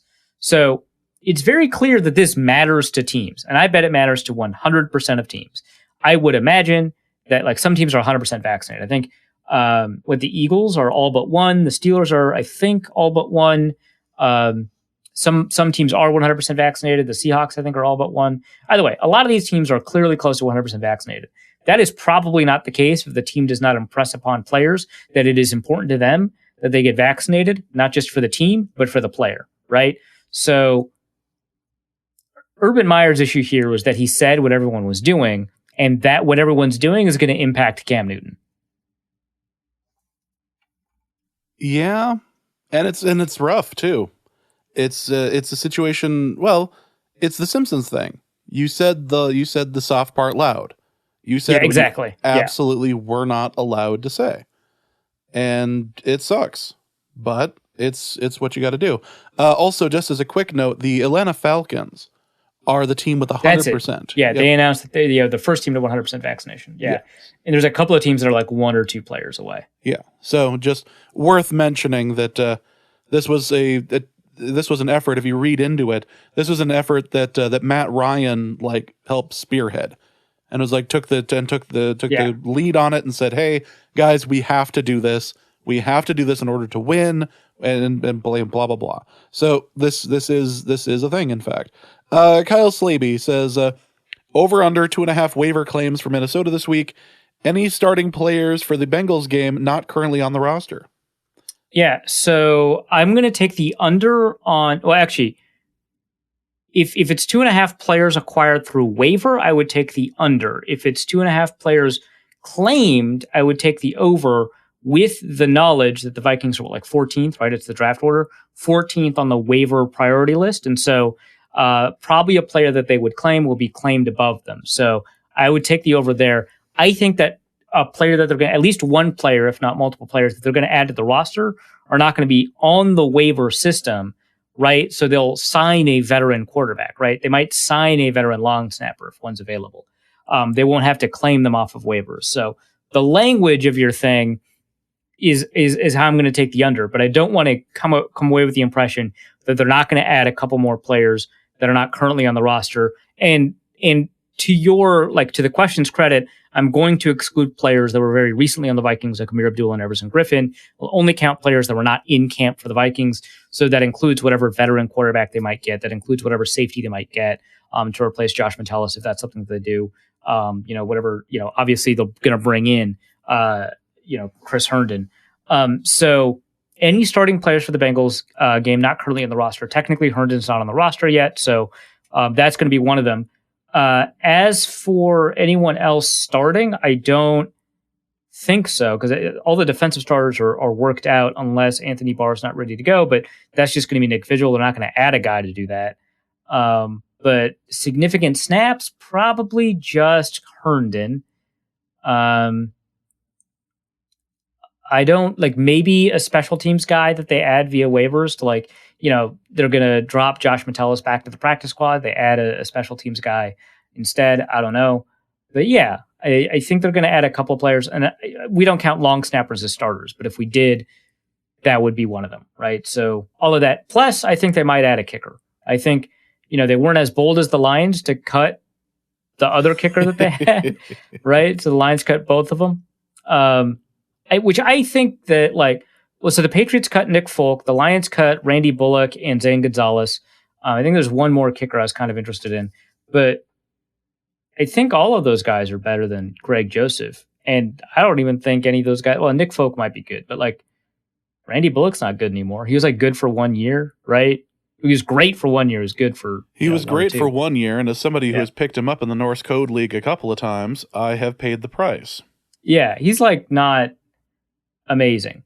And Zane Gonzalez, there's a reason that he's on his third or fourth team now. So I don't think any of them are particularly great, but I think they're better than Greg Joseph. And one of the reasons Greg Joseph is on the roster right now is because he can do kickoffs, right? He's got a big leg. Even if he's not consistent enough to use that leg for field goals, right? Because he's not making any of the ones that the Vikings are giving him from 50 plus. So Randy Bullock does have a leg. There is that. That's all I got. Kyle Slaby also asks, has there ever been a sports grift better than that of the Bishop Sycamore? And which professional level sports/network is most likely to see the next scandal of this variety? Oh my God. Okay, so this is crazy. So it is funny, but it's also incredibly tragic and people should be going to jail. So if you're not familiar with Bishop Sycamore, first, I commend you for not being on Twitter. Great job. Keep it up, whoever's listening and is not on Twitter. Second, Bishop Sycamore is a fake high school. And by that, I mean they do not have classes. They do not have a campus. If you looked up their address, depending on how you looked it up, there's two different locations. One is a public library, not a public school library, but a public library.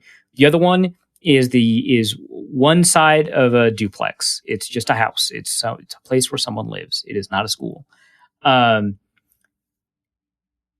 It's technically it's a postgraduate. It intends to find people that, and there's a couple of these places Fort Union Military Academy, I think is one of them, where once you graduate high school, or once you're done with high school, I should say, but you're not academically qualified to go to college, you might go to a postgraduate institution, like a military school, like what Bishop Sycamore might theoretically be.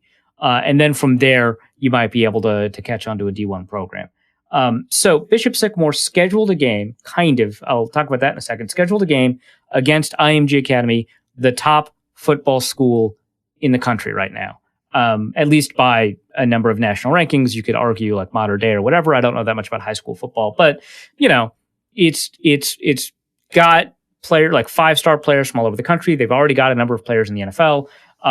They are, right now it seems like the top dog, right? They scheduled a game against Bishop Sycamore. Bishop Sycamore scheduled a game against them, and ESPN aired that game. They lost by a ton of points. I think it was 56-0. I saw it 56-6 at some point, which that's better, but they clearly let you score, right? Yeah, this was not a game that was designed to work for them. Yeah, and so the way it was originally framed is that Bishop Sycamore lied to ESPN about the number of D1 players on the roster, or rather players that had D1 offers, which, if you're keeping track, the number is 0. They do not have D1 recruits on their roster. That is kind of true.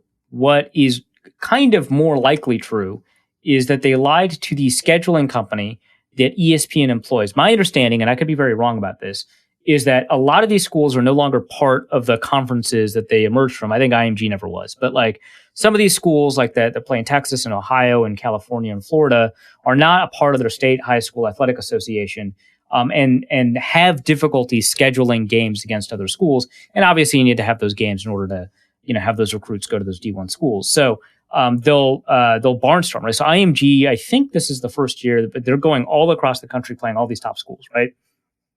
So it is difficult to find schools to play against. I think like Massillon in Ohio is having this problem.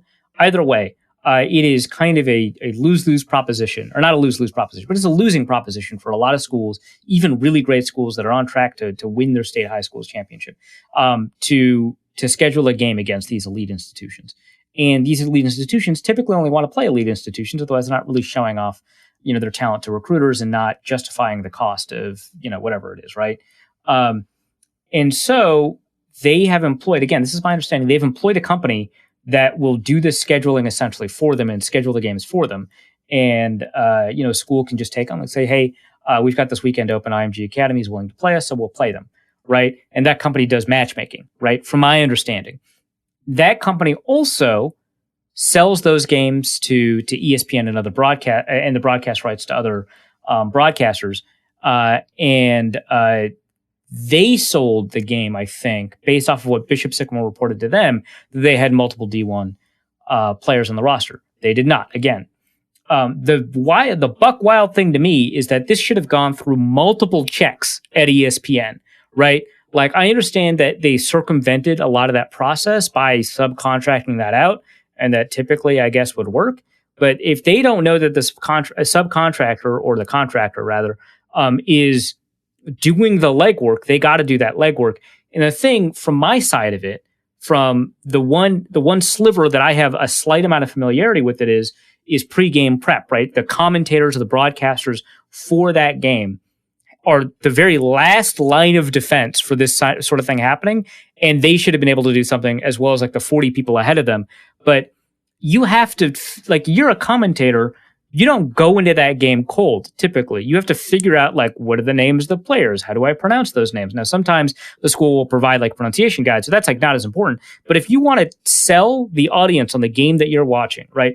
One of the reasons Chris Collinsworth is so good at what he does, aside from being able to kind of break down the game from his, history of playing the game at a Pro Bowl level, is that he knows which storylines kind of appeal to people. And so he explains, this is Cam Newton's first game against whatever since being healthy. And we were talking to Cam Newton before the game, and he was saying that his all vegan diet or whatever has made him feeling better. Right? They're telling stories that are compelling to people, right? But you have to know who those players are. You could say, hey, Ohio State's defensive back, their cornerback, their top cornerback prospect is going up against their top receiver prospect, who actually I think was in this game.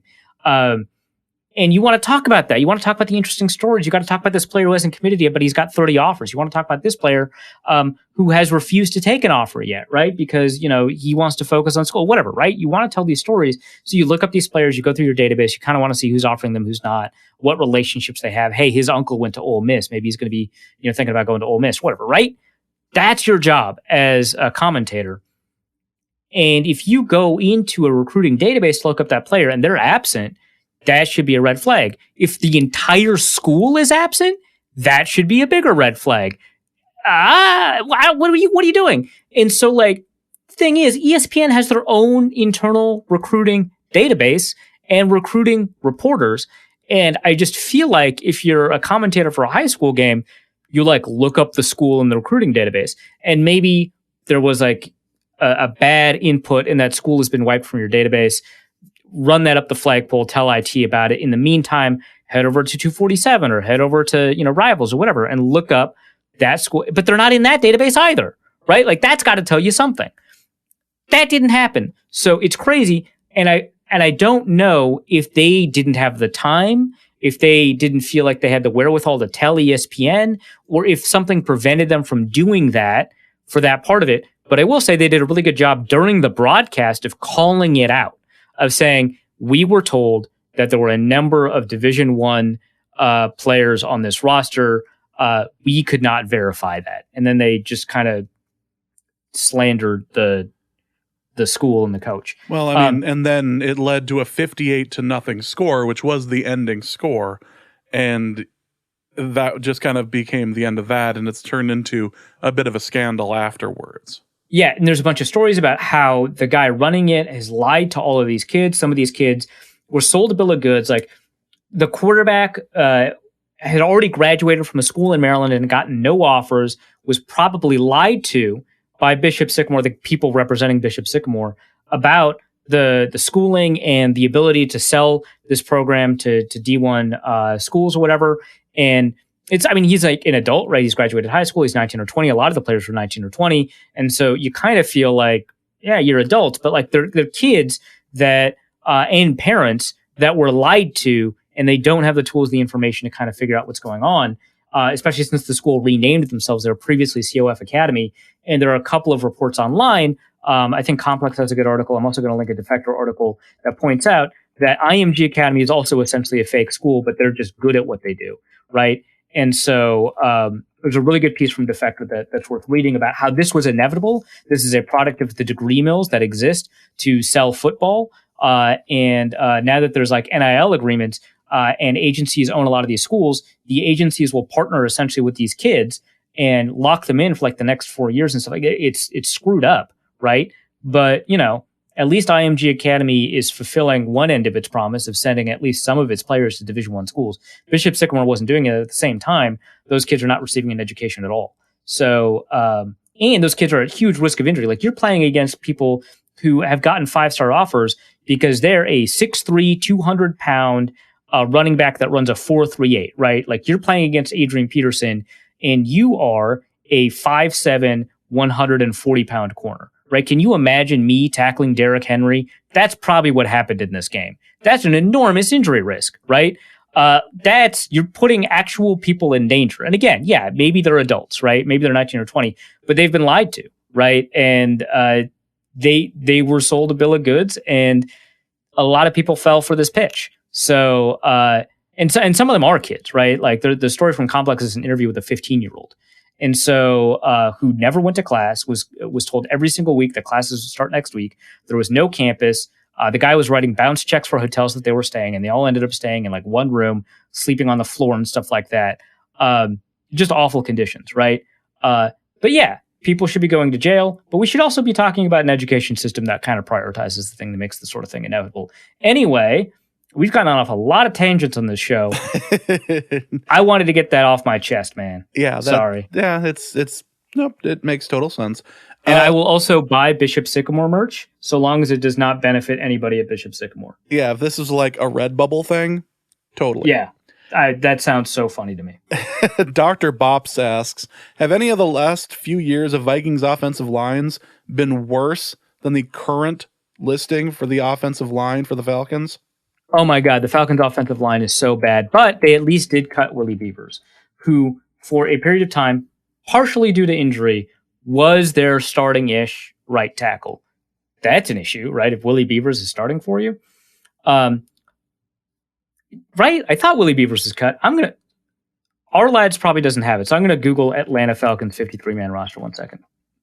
And while you're doing this, I want to point something out that's truly amazing involving the Falcons, which is the Dorktown 7-part series. So good.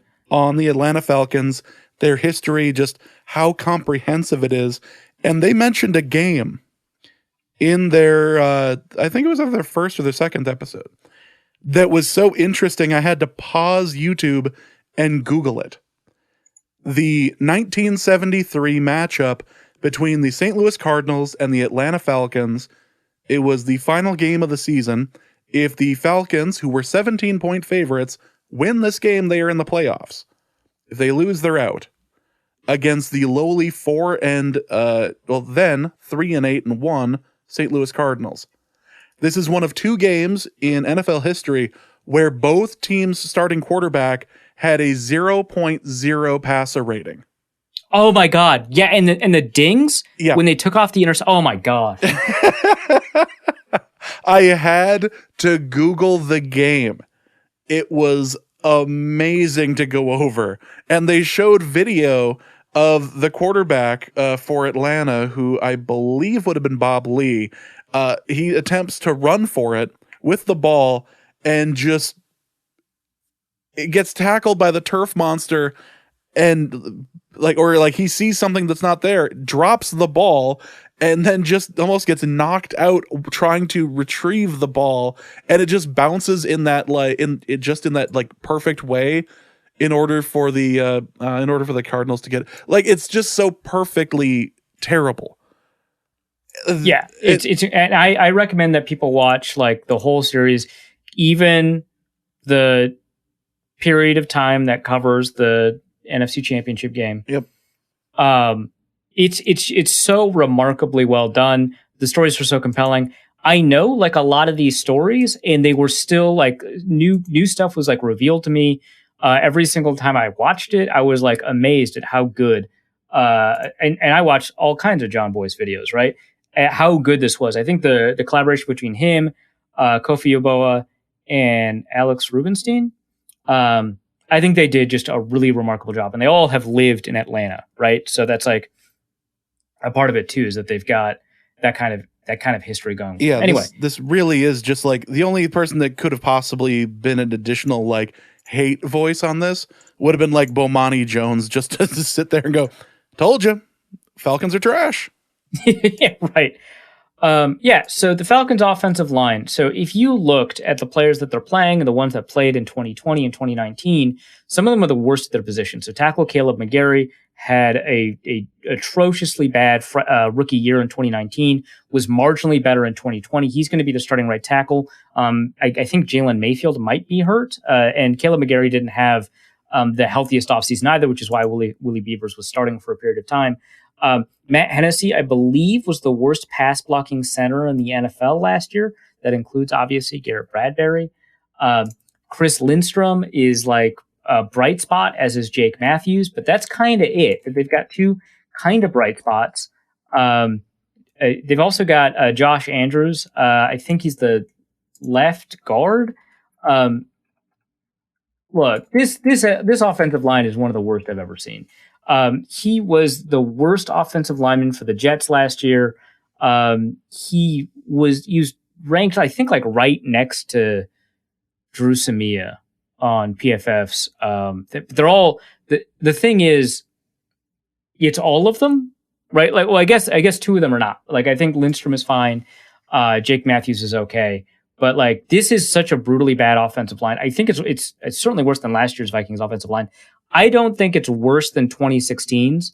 I know 2015 gave up more pressure, but I think that's just because Bridgewater held onto the ball a lot longer than Bradford did. The 2016 offensive line that featured heavy doses of Willie Beavers and the revolving door at left tackle. That 2016 was when they had 4 different left tackles. TJ Clemmings.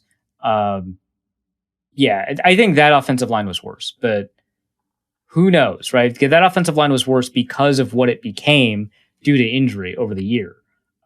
This one is starting out like that, so it's got the potential to be really bad. And remember, the Vikings played a game where they had to put a tight end in at left tackle against the Falcons. The whole game. Yeah, very early in the game, the Falcons, their left tackle got injured. They had already run out of backup tackles, so Everson Griffin got to play up against a tight end playing tackle. So with that in mind, remember that this offensive line could turn out to be worse. It is just it is truly amazing. But they shouldn't have anything to worry about because Matt Ryan is just the most mobile quarterback you've ever seen.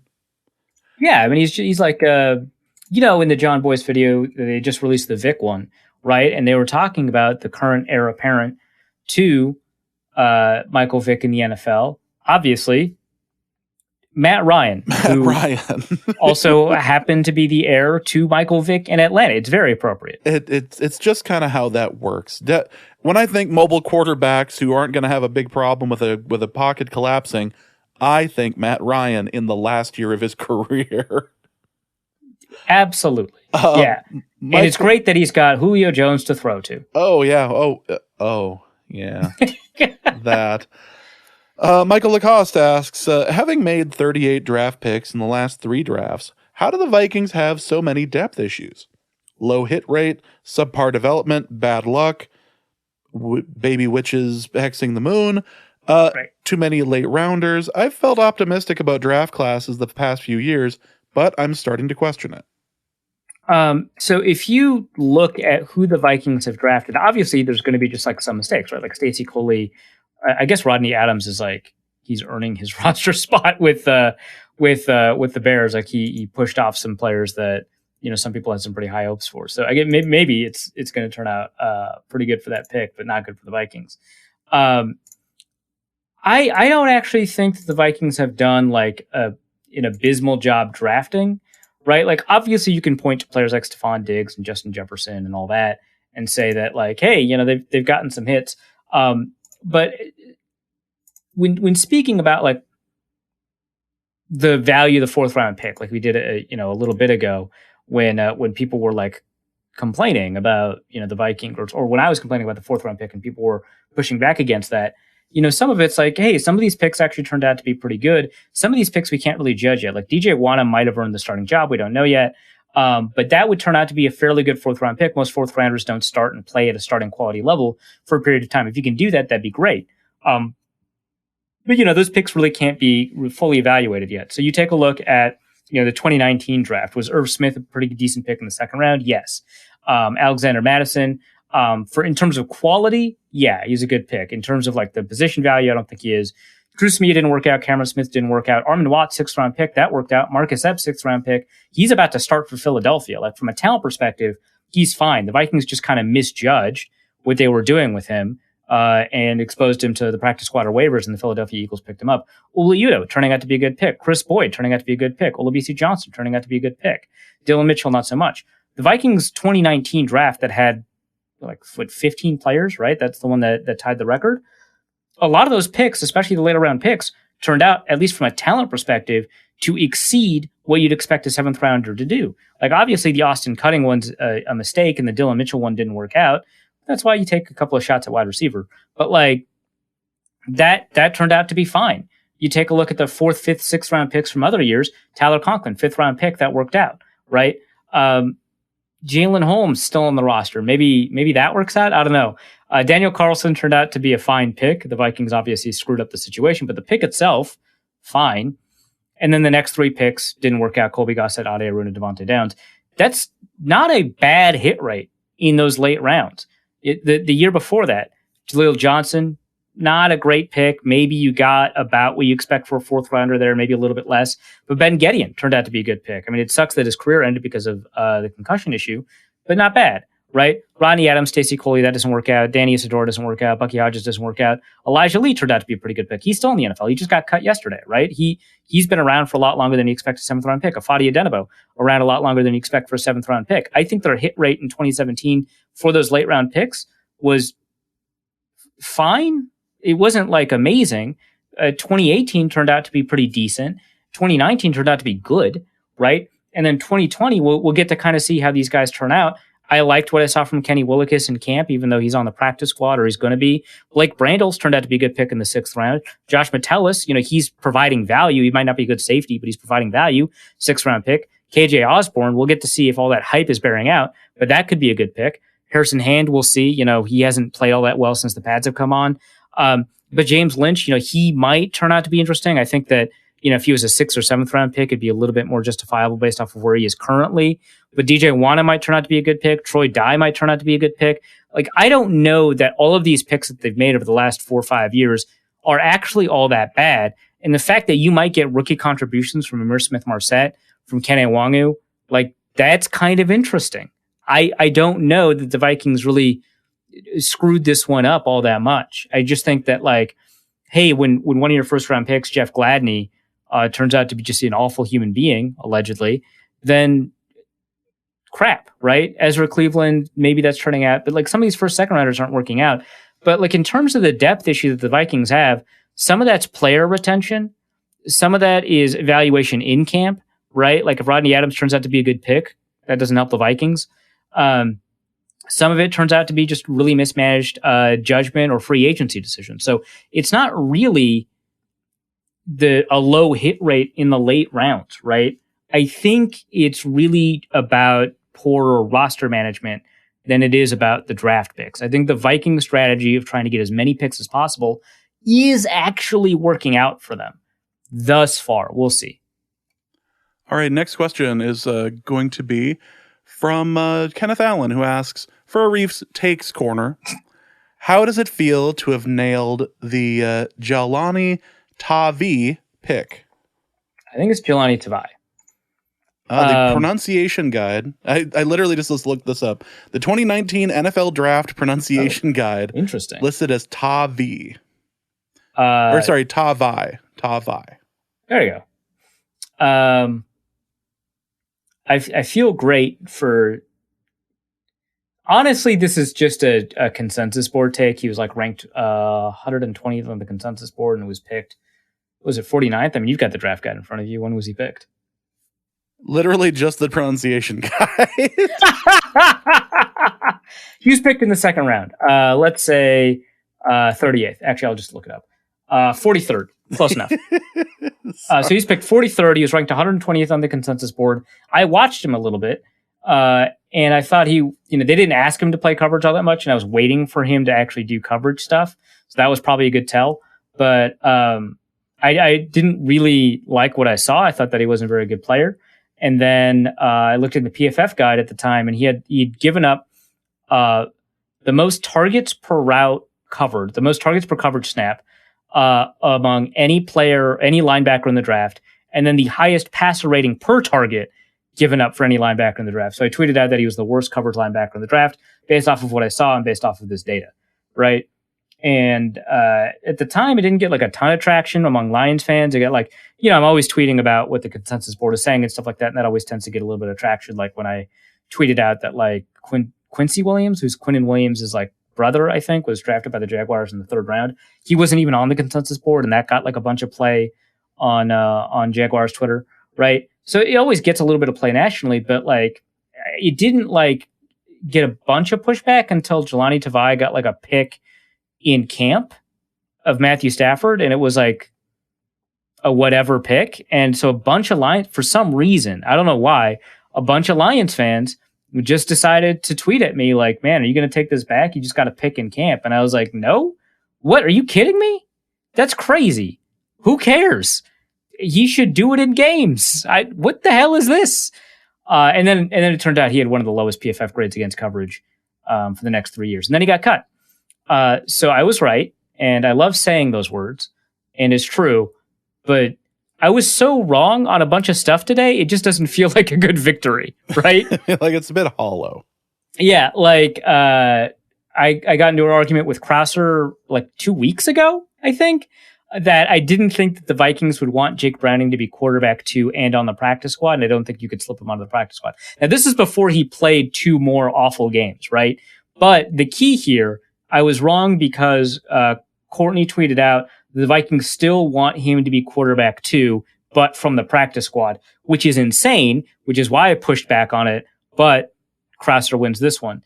And then I made fun of Luke Braun for putting Dan Chisna on his roster, although he did take it back, so he doesn't really get to claim the victory. But I have to still take the loss because I made fun of it. And Chisena ends up making the roster. So a couple of losses today. My 53-man, actually, when I tweeted out a 53-man, it turned out to be a 54-man, so I can't really use it, unfortunately. But that 54-man was largely correct-ish, except for some of those details. at the last minute, I decided to keep Davidson and cut Brandon Dillon because I thought, and this is in the replies to that tweet, I thought that Brandon Dillon was the better player, but that he was less likely to survive waivers than Zach Davidson. So I cut him, and then I made him like a guy that you could push up the practice squad. But I should have just went with my instincts and cut Zach Davidson, and that would have made it a little bit better. But cut down day is a day you take a lot of L's. I'm happy to take the W with the Jelani Tavai pick, but like, man, a lot of L's today. But the W was good because people were giving me shit for it. Like, at least the L's, I was only pushing back a little bit, and I didn't get like 100 retweets. But like the Jelani Tavai stuff, like that was in my mentions for like 3 days straight at some point in July. Let's go to Raul, who needs some reassurance from you. Raul says, this offseason has been an emotional roller coaster. I'm exhausted. Please explain this offseason in terms of the Kubler-Ross 5 stages of dying, being the denial, anger, bargaining, depression, and acceptance. I don't think acceptance is going to happen until like week 4. So we'll just say when the Vikings are 1-3 against a schedule they should at least go 2-2 against, is the acceptance portion. The depression portion, I think, is right now when you're dealing with all of these injuries, right? And again, the Adam Thielen and Justin Jefferson ones are not like real injuries that you have to worry that much about. But like, you don't have Irv Smith. Dalvin Cook has made a glass. I mean, he's not injured yet, but he's made a glass, and Alexander Madison is injured. Kenny Nwangwu is injured. Who knows? All these guys seem injured, and then Anthony Barr is injured too. Who knows, right? So I think this is the depression phase. I think the bargaining phase occurs during training camp when people are like, hey, man, you can always trust this offense to be like top 10. They were like top 4 in points or whatever last year. I think they were top 4 in yards, not point, whatever. They're top 4 in something, which is now important to me because they were the number 4, and that's the highest of all the offensive numbers that they put. So they were ranked 4th in some manner of offense. And, all this defense does is need to be better. And I think, the defense was 29th in whatever measure I want to use to measure defense. And I think this year they'll be average and maybe even above average. So that's bargaining, right? Is when you say, during free agency and then during camp, when you're like, hey, Zimmer said Patrick Peterson was the best corner on the roster. I think he's figured it out. I think he's going to turn Peterson's career around. Hey, Arif is saying that, Michael Pierce is having an amazing camp. He's a good pass rusher. He's a great run blocker. He's just pushing all of these players back, even against triple teams. Arif is saying that, and he doesn't even like having nose tackles on the roster, right?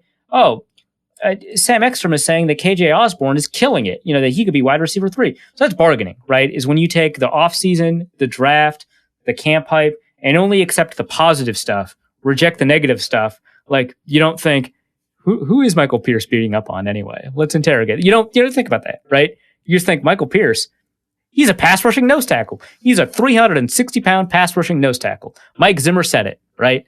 That's the bargaining phase. I think the anger phase is the beginning of free agency when they don't sign anyone.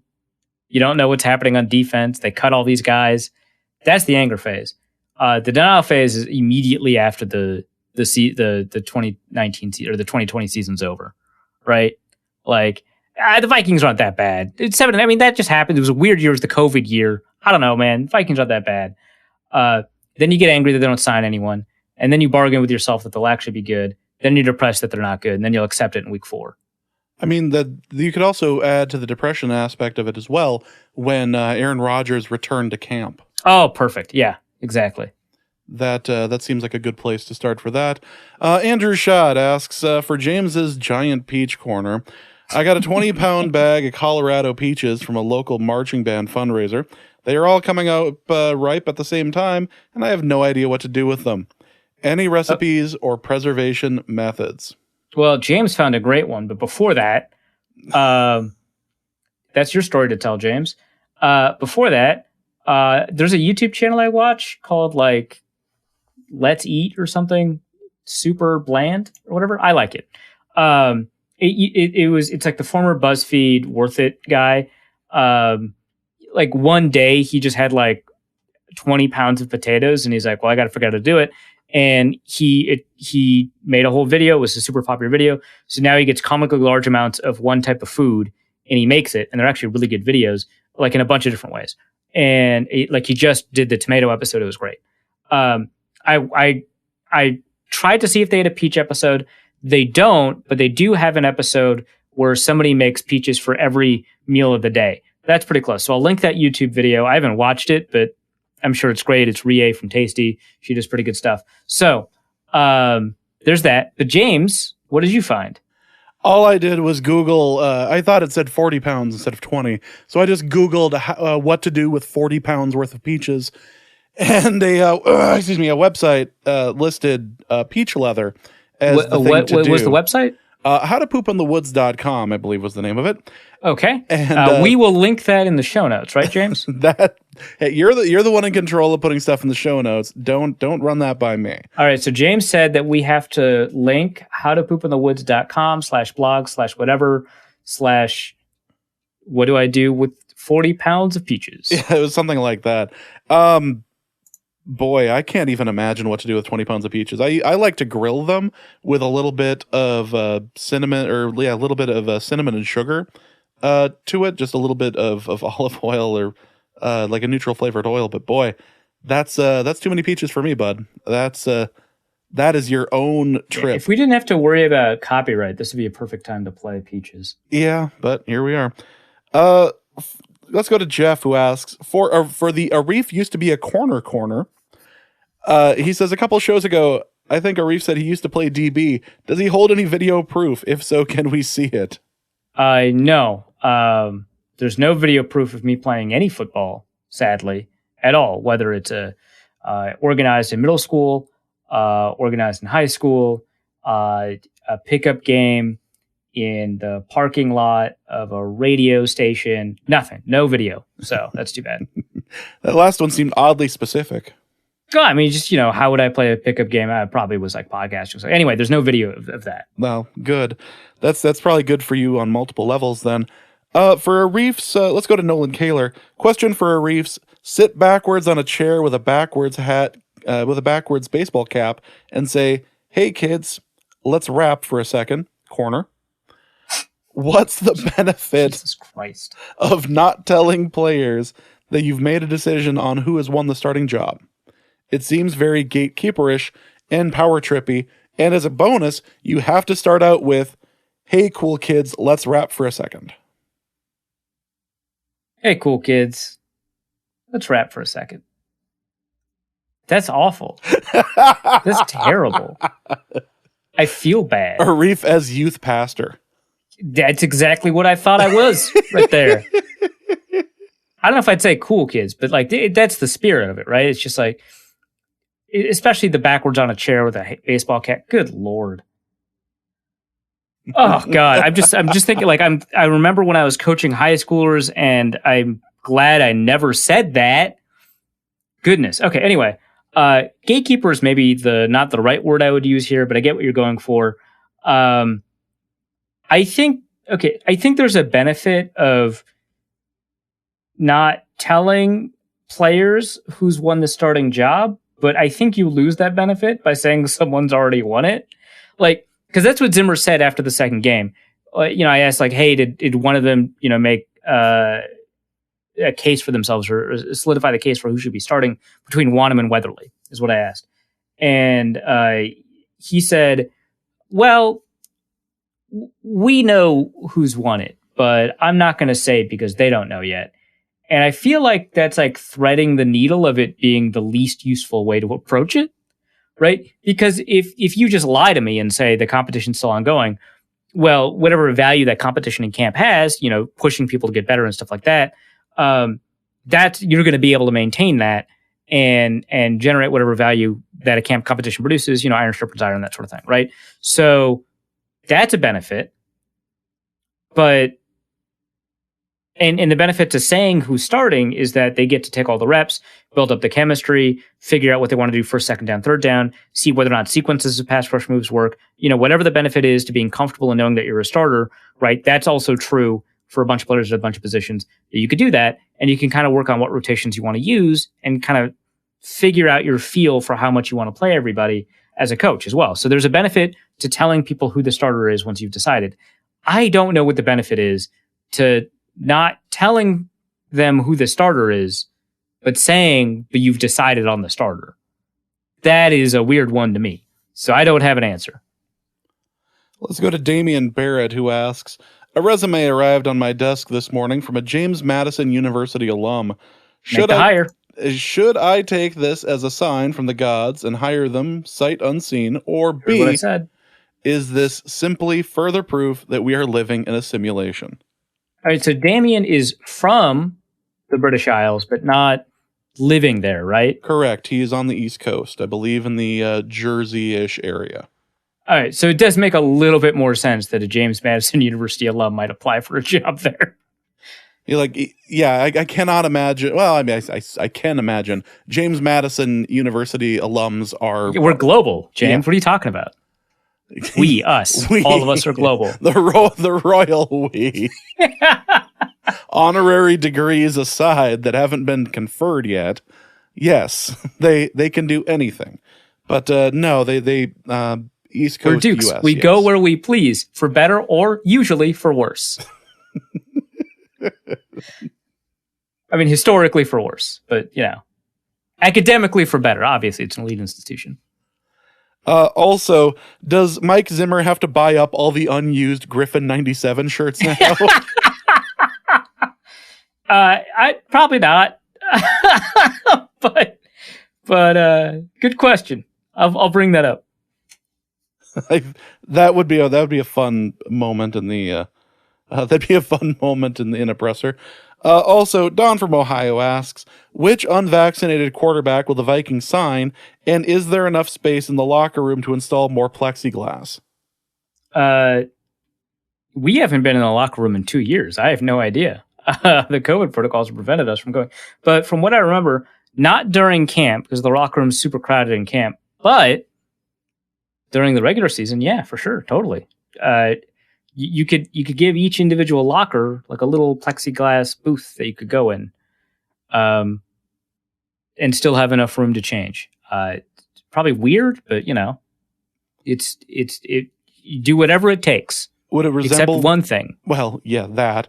Would it resemble one of those like quote unquote soundproof booths from like 90s game shows? Oh yeah, exactly. Yeah, it'd be perfectly that.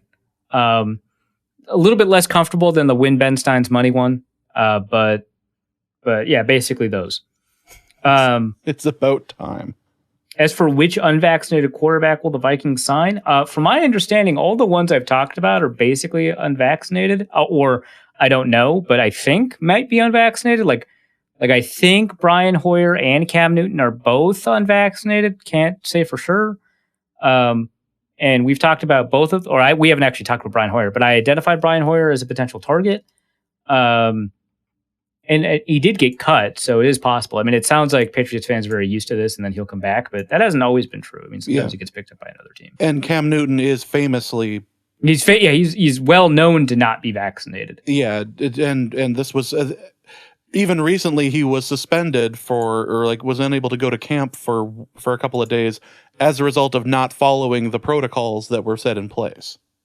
Yeah, which was weird, because I think he just didn't test with the team, or he just tested somewhere else, or it doesn't matter. Anyway, it was a protocol violation that can only be tripped if you're unvaccinated, and the amount of time he spent away from the team was why he was unvaccinated. Other people I identified as potential Vikings on my quick tweet: Sean Mannion, who the Seahawks have actually decided to keep; Ryan Griffin, who's a Tampa Bay Buccaneers quarterback, formerly Tulane and formerly New Orleans Saints. He was just cut. He's kind of a veteran. He's been around.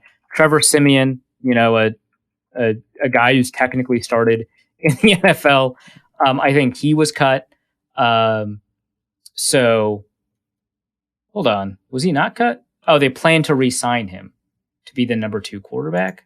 So I guess Taysom Hill is not the number 2 quarterback. That's very weird. Well, they're paying him an awful lot of money to not be the number 2 quarterback. So there is that. I mean, he's also like a tight end-ish, right? I don't know. He's everything on that team other than a pass rusher. There's a lot of money in that. He should probably consider. Yeah, I mean, he why not add that to his resume as well? And then Nate Sudfeld was also on my on my list, but it turns out the 49ers are keeping him too, which I think the problem is when you look up like a lot of these news articles, like they're from like 2 weeks ago, and it's like, well, keeping Nate Sudfeld 2 weeks ago doesn't tell me anything now. Let's see. Yeah, he's still on the roster. So everybody I identified as a potential candidate to be a veteran quarterback has either stayed with the team or is going to sign with the team by the time you hear this. So, except maybe Brian Hoyer. I don't know. Anyway, don't know if any of those guys are vaccinated. I'm sure the Vikings will. All right, well, that is going to be it for this episode of Norse Code. Reef, what do you have to plug? I've got something breaking down all of the players that the team retained and a couple that didn't over at The Athletic, theathletic.com/author/Reef-Hassan. Remember, you sign up there, I get credit, so I would love for that to happen. That's where you can find my work. You can also follow me on Twitter at @AreefHassanNFL. All right, that is going to be it for this episode of Norse Code. Hope you guys enjoyed it. Please tune in next week when we talk a little bit more about some of the signings and goings-on of the past week, going up to the first actual game that's coming up here. So, for Reef, my name is James. Thank you guys so much for listening, and please remember, Case Cookus. And we'll be back next week. Norse Code is the largest and only division of Norse Code LLC. You can find Norse Code on the Daily Norseman, SB Nation's official Vikings blog, at dailynorseman.com. You can also find it on iTunes, Spotify, YouTube, Stitcher, or wherever fine podcasts are aggregated. Our Vikings blogger extraordinaire and generally useful human is Arif Hassan, and he can be found on Twitter at ArifHassanNFL. You can also find his written work at theathletic.com. I am your podcast host and producer, and my name is James Pagashnik. You can find me at the show's official Twitter feed at NorseCodeDN or my personal account at BigMono. If you'd like to donate a few bucks to the show, you can make your one-time donation at paypal.me/NorseCode, or you can make a recurring monthly contribution by visiting patreon.com/NorseCode. A donation of $3.50 per month does get you bonus material from the show and much more. Any questions or comments that won't fit in a tweet can be sent to norsecodepodcast@gmail.com. On behalf of the Norse Code staff, we thank you so much for listening. Our formula is this. We go out, we hit people in the mouth.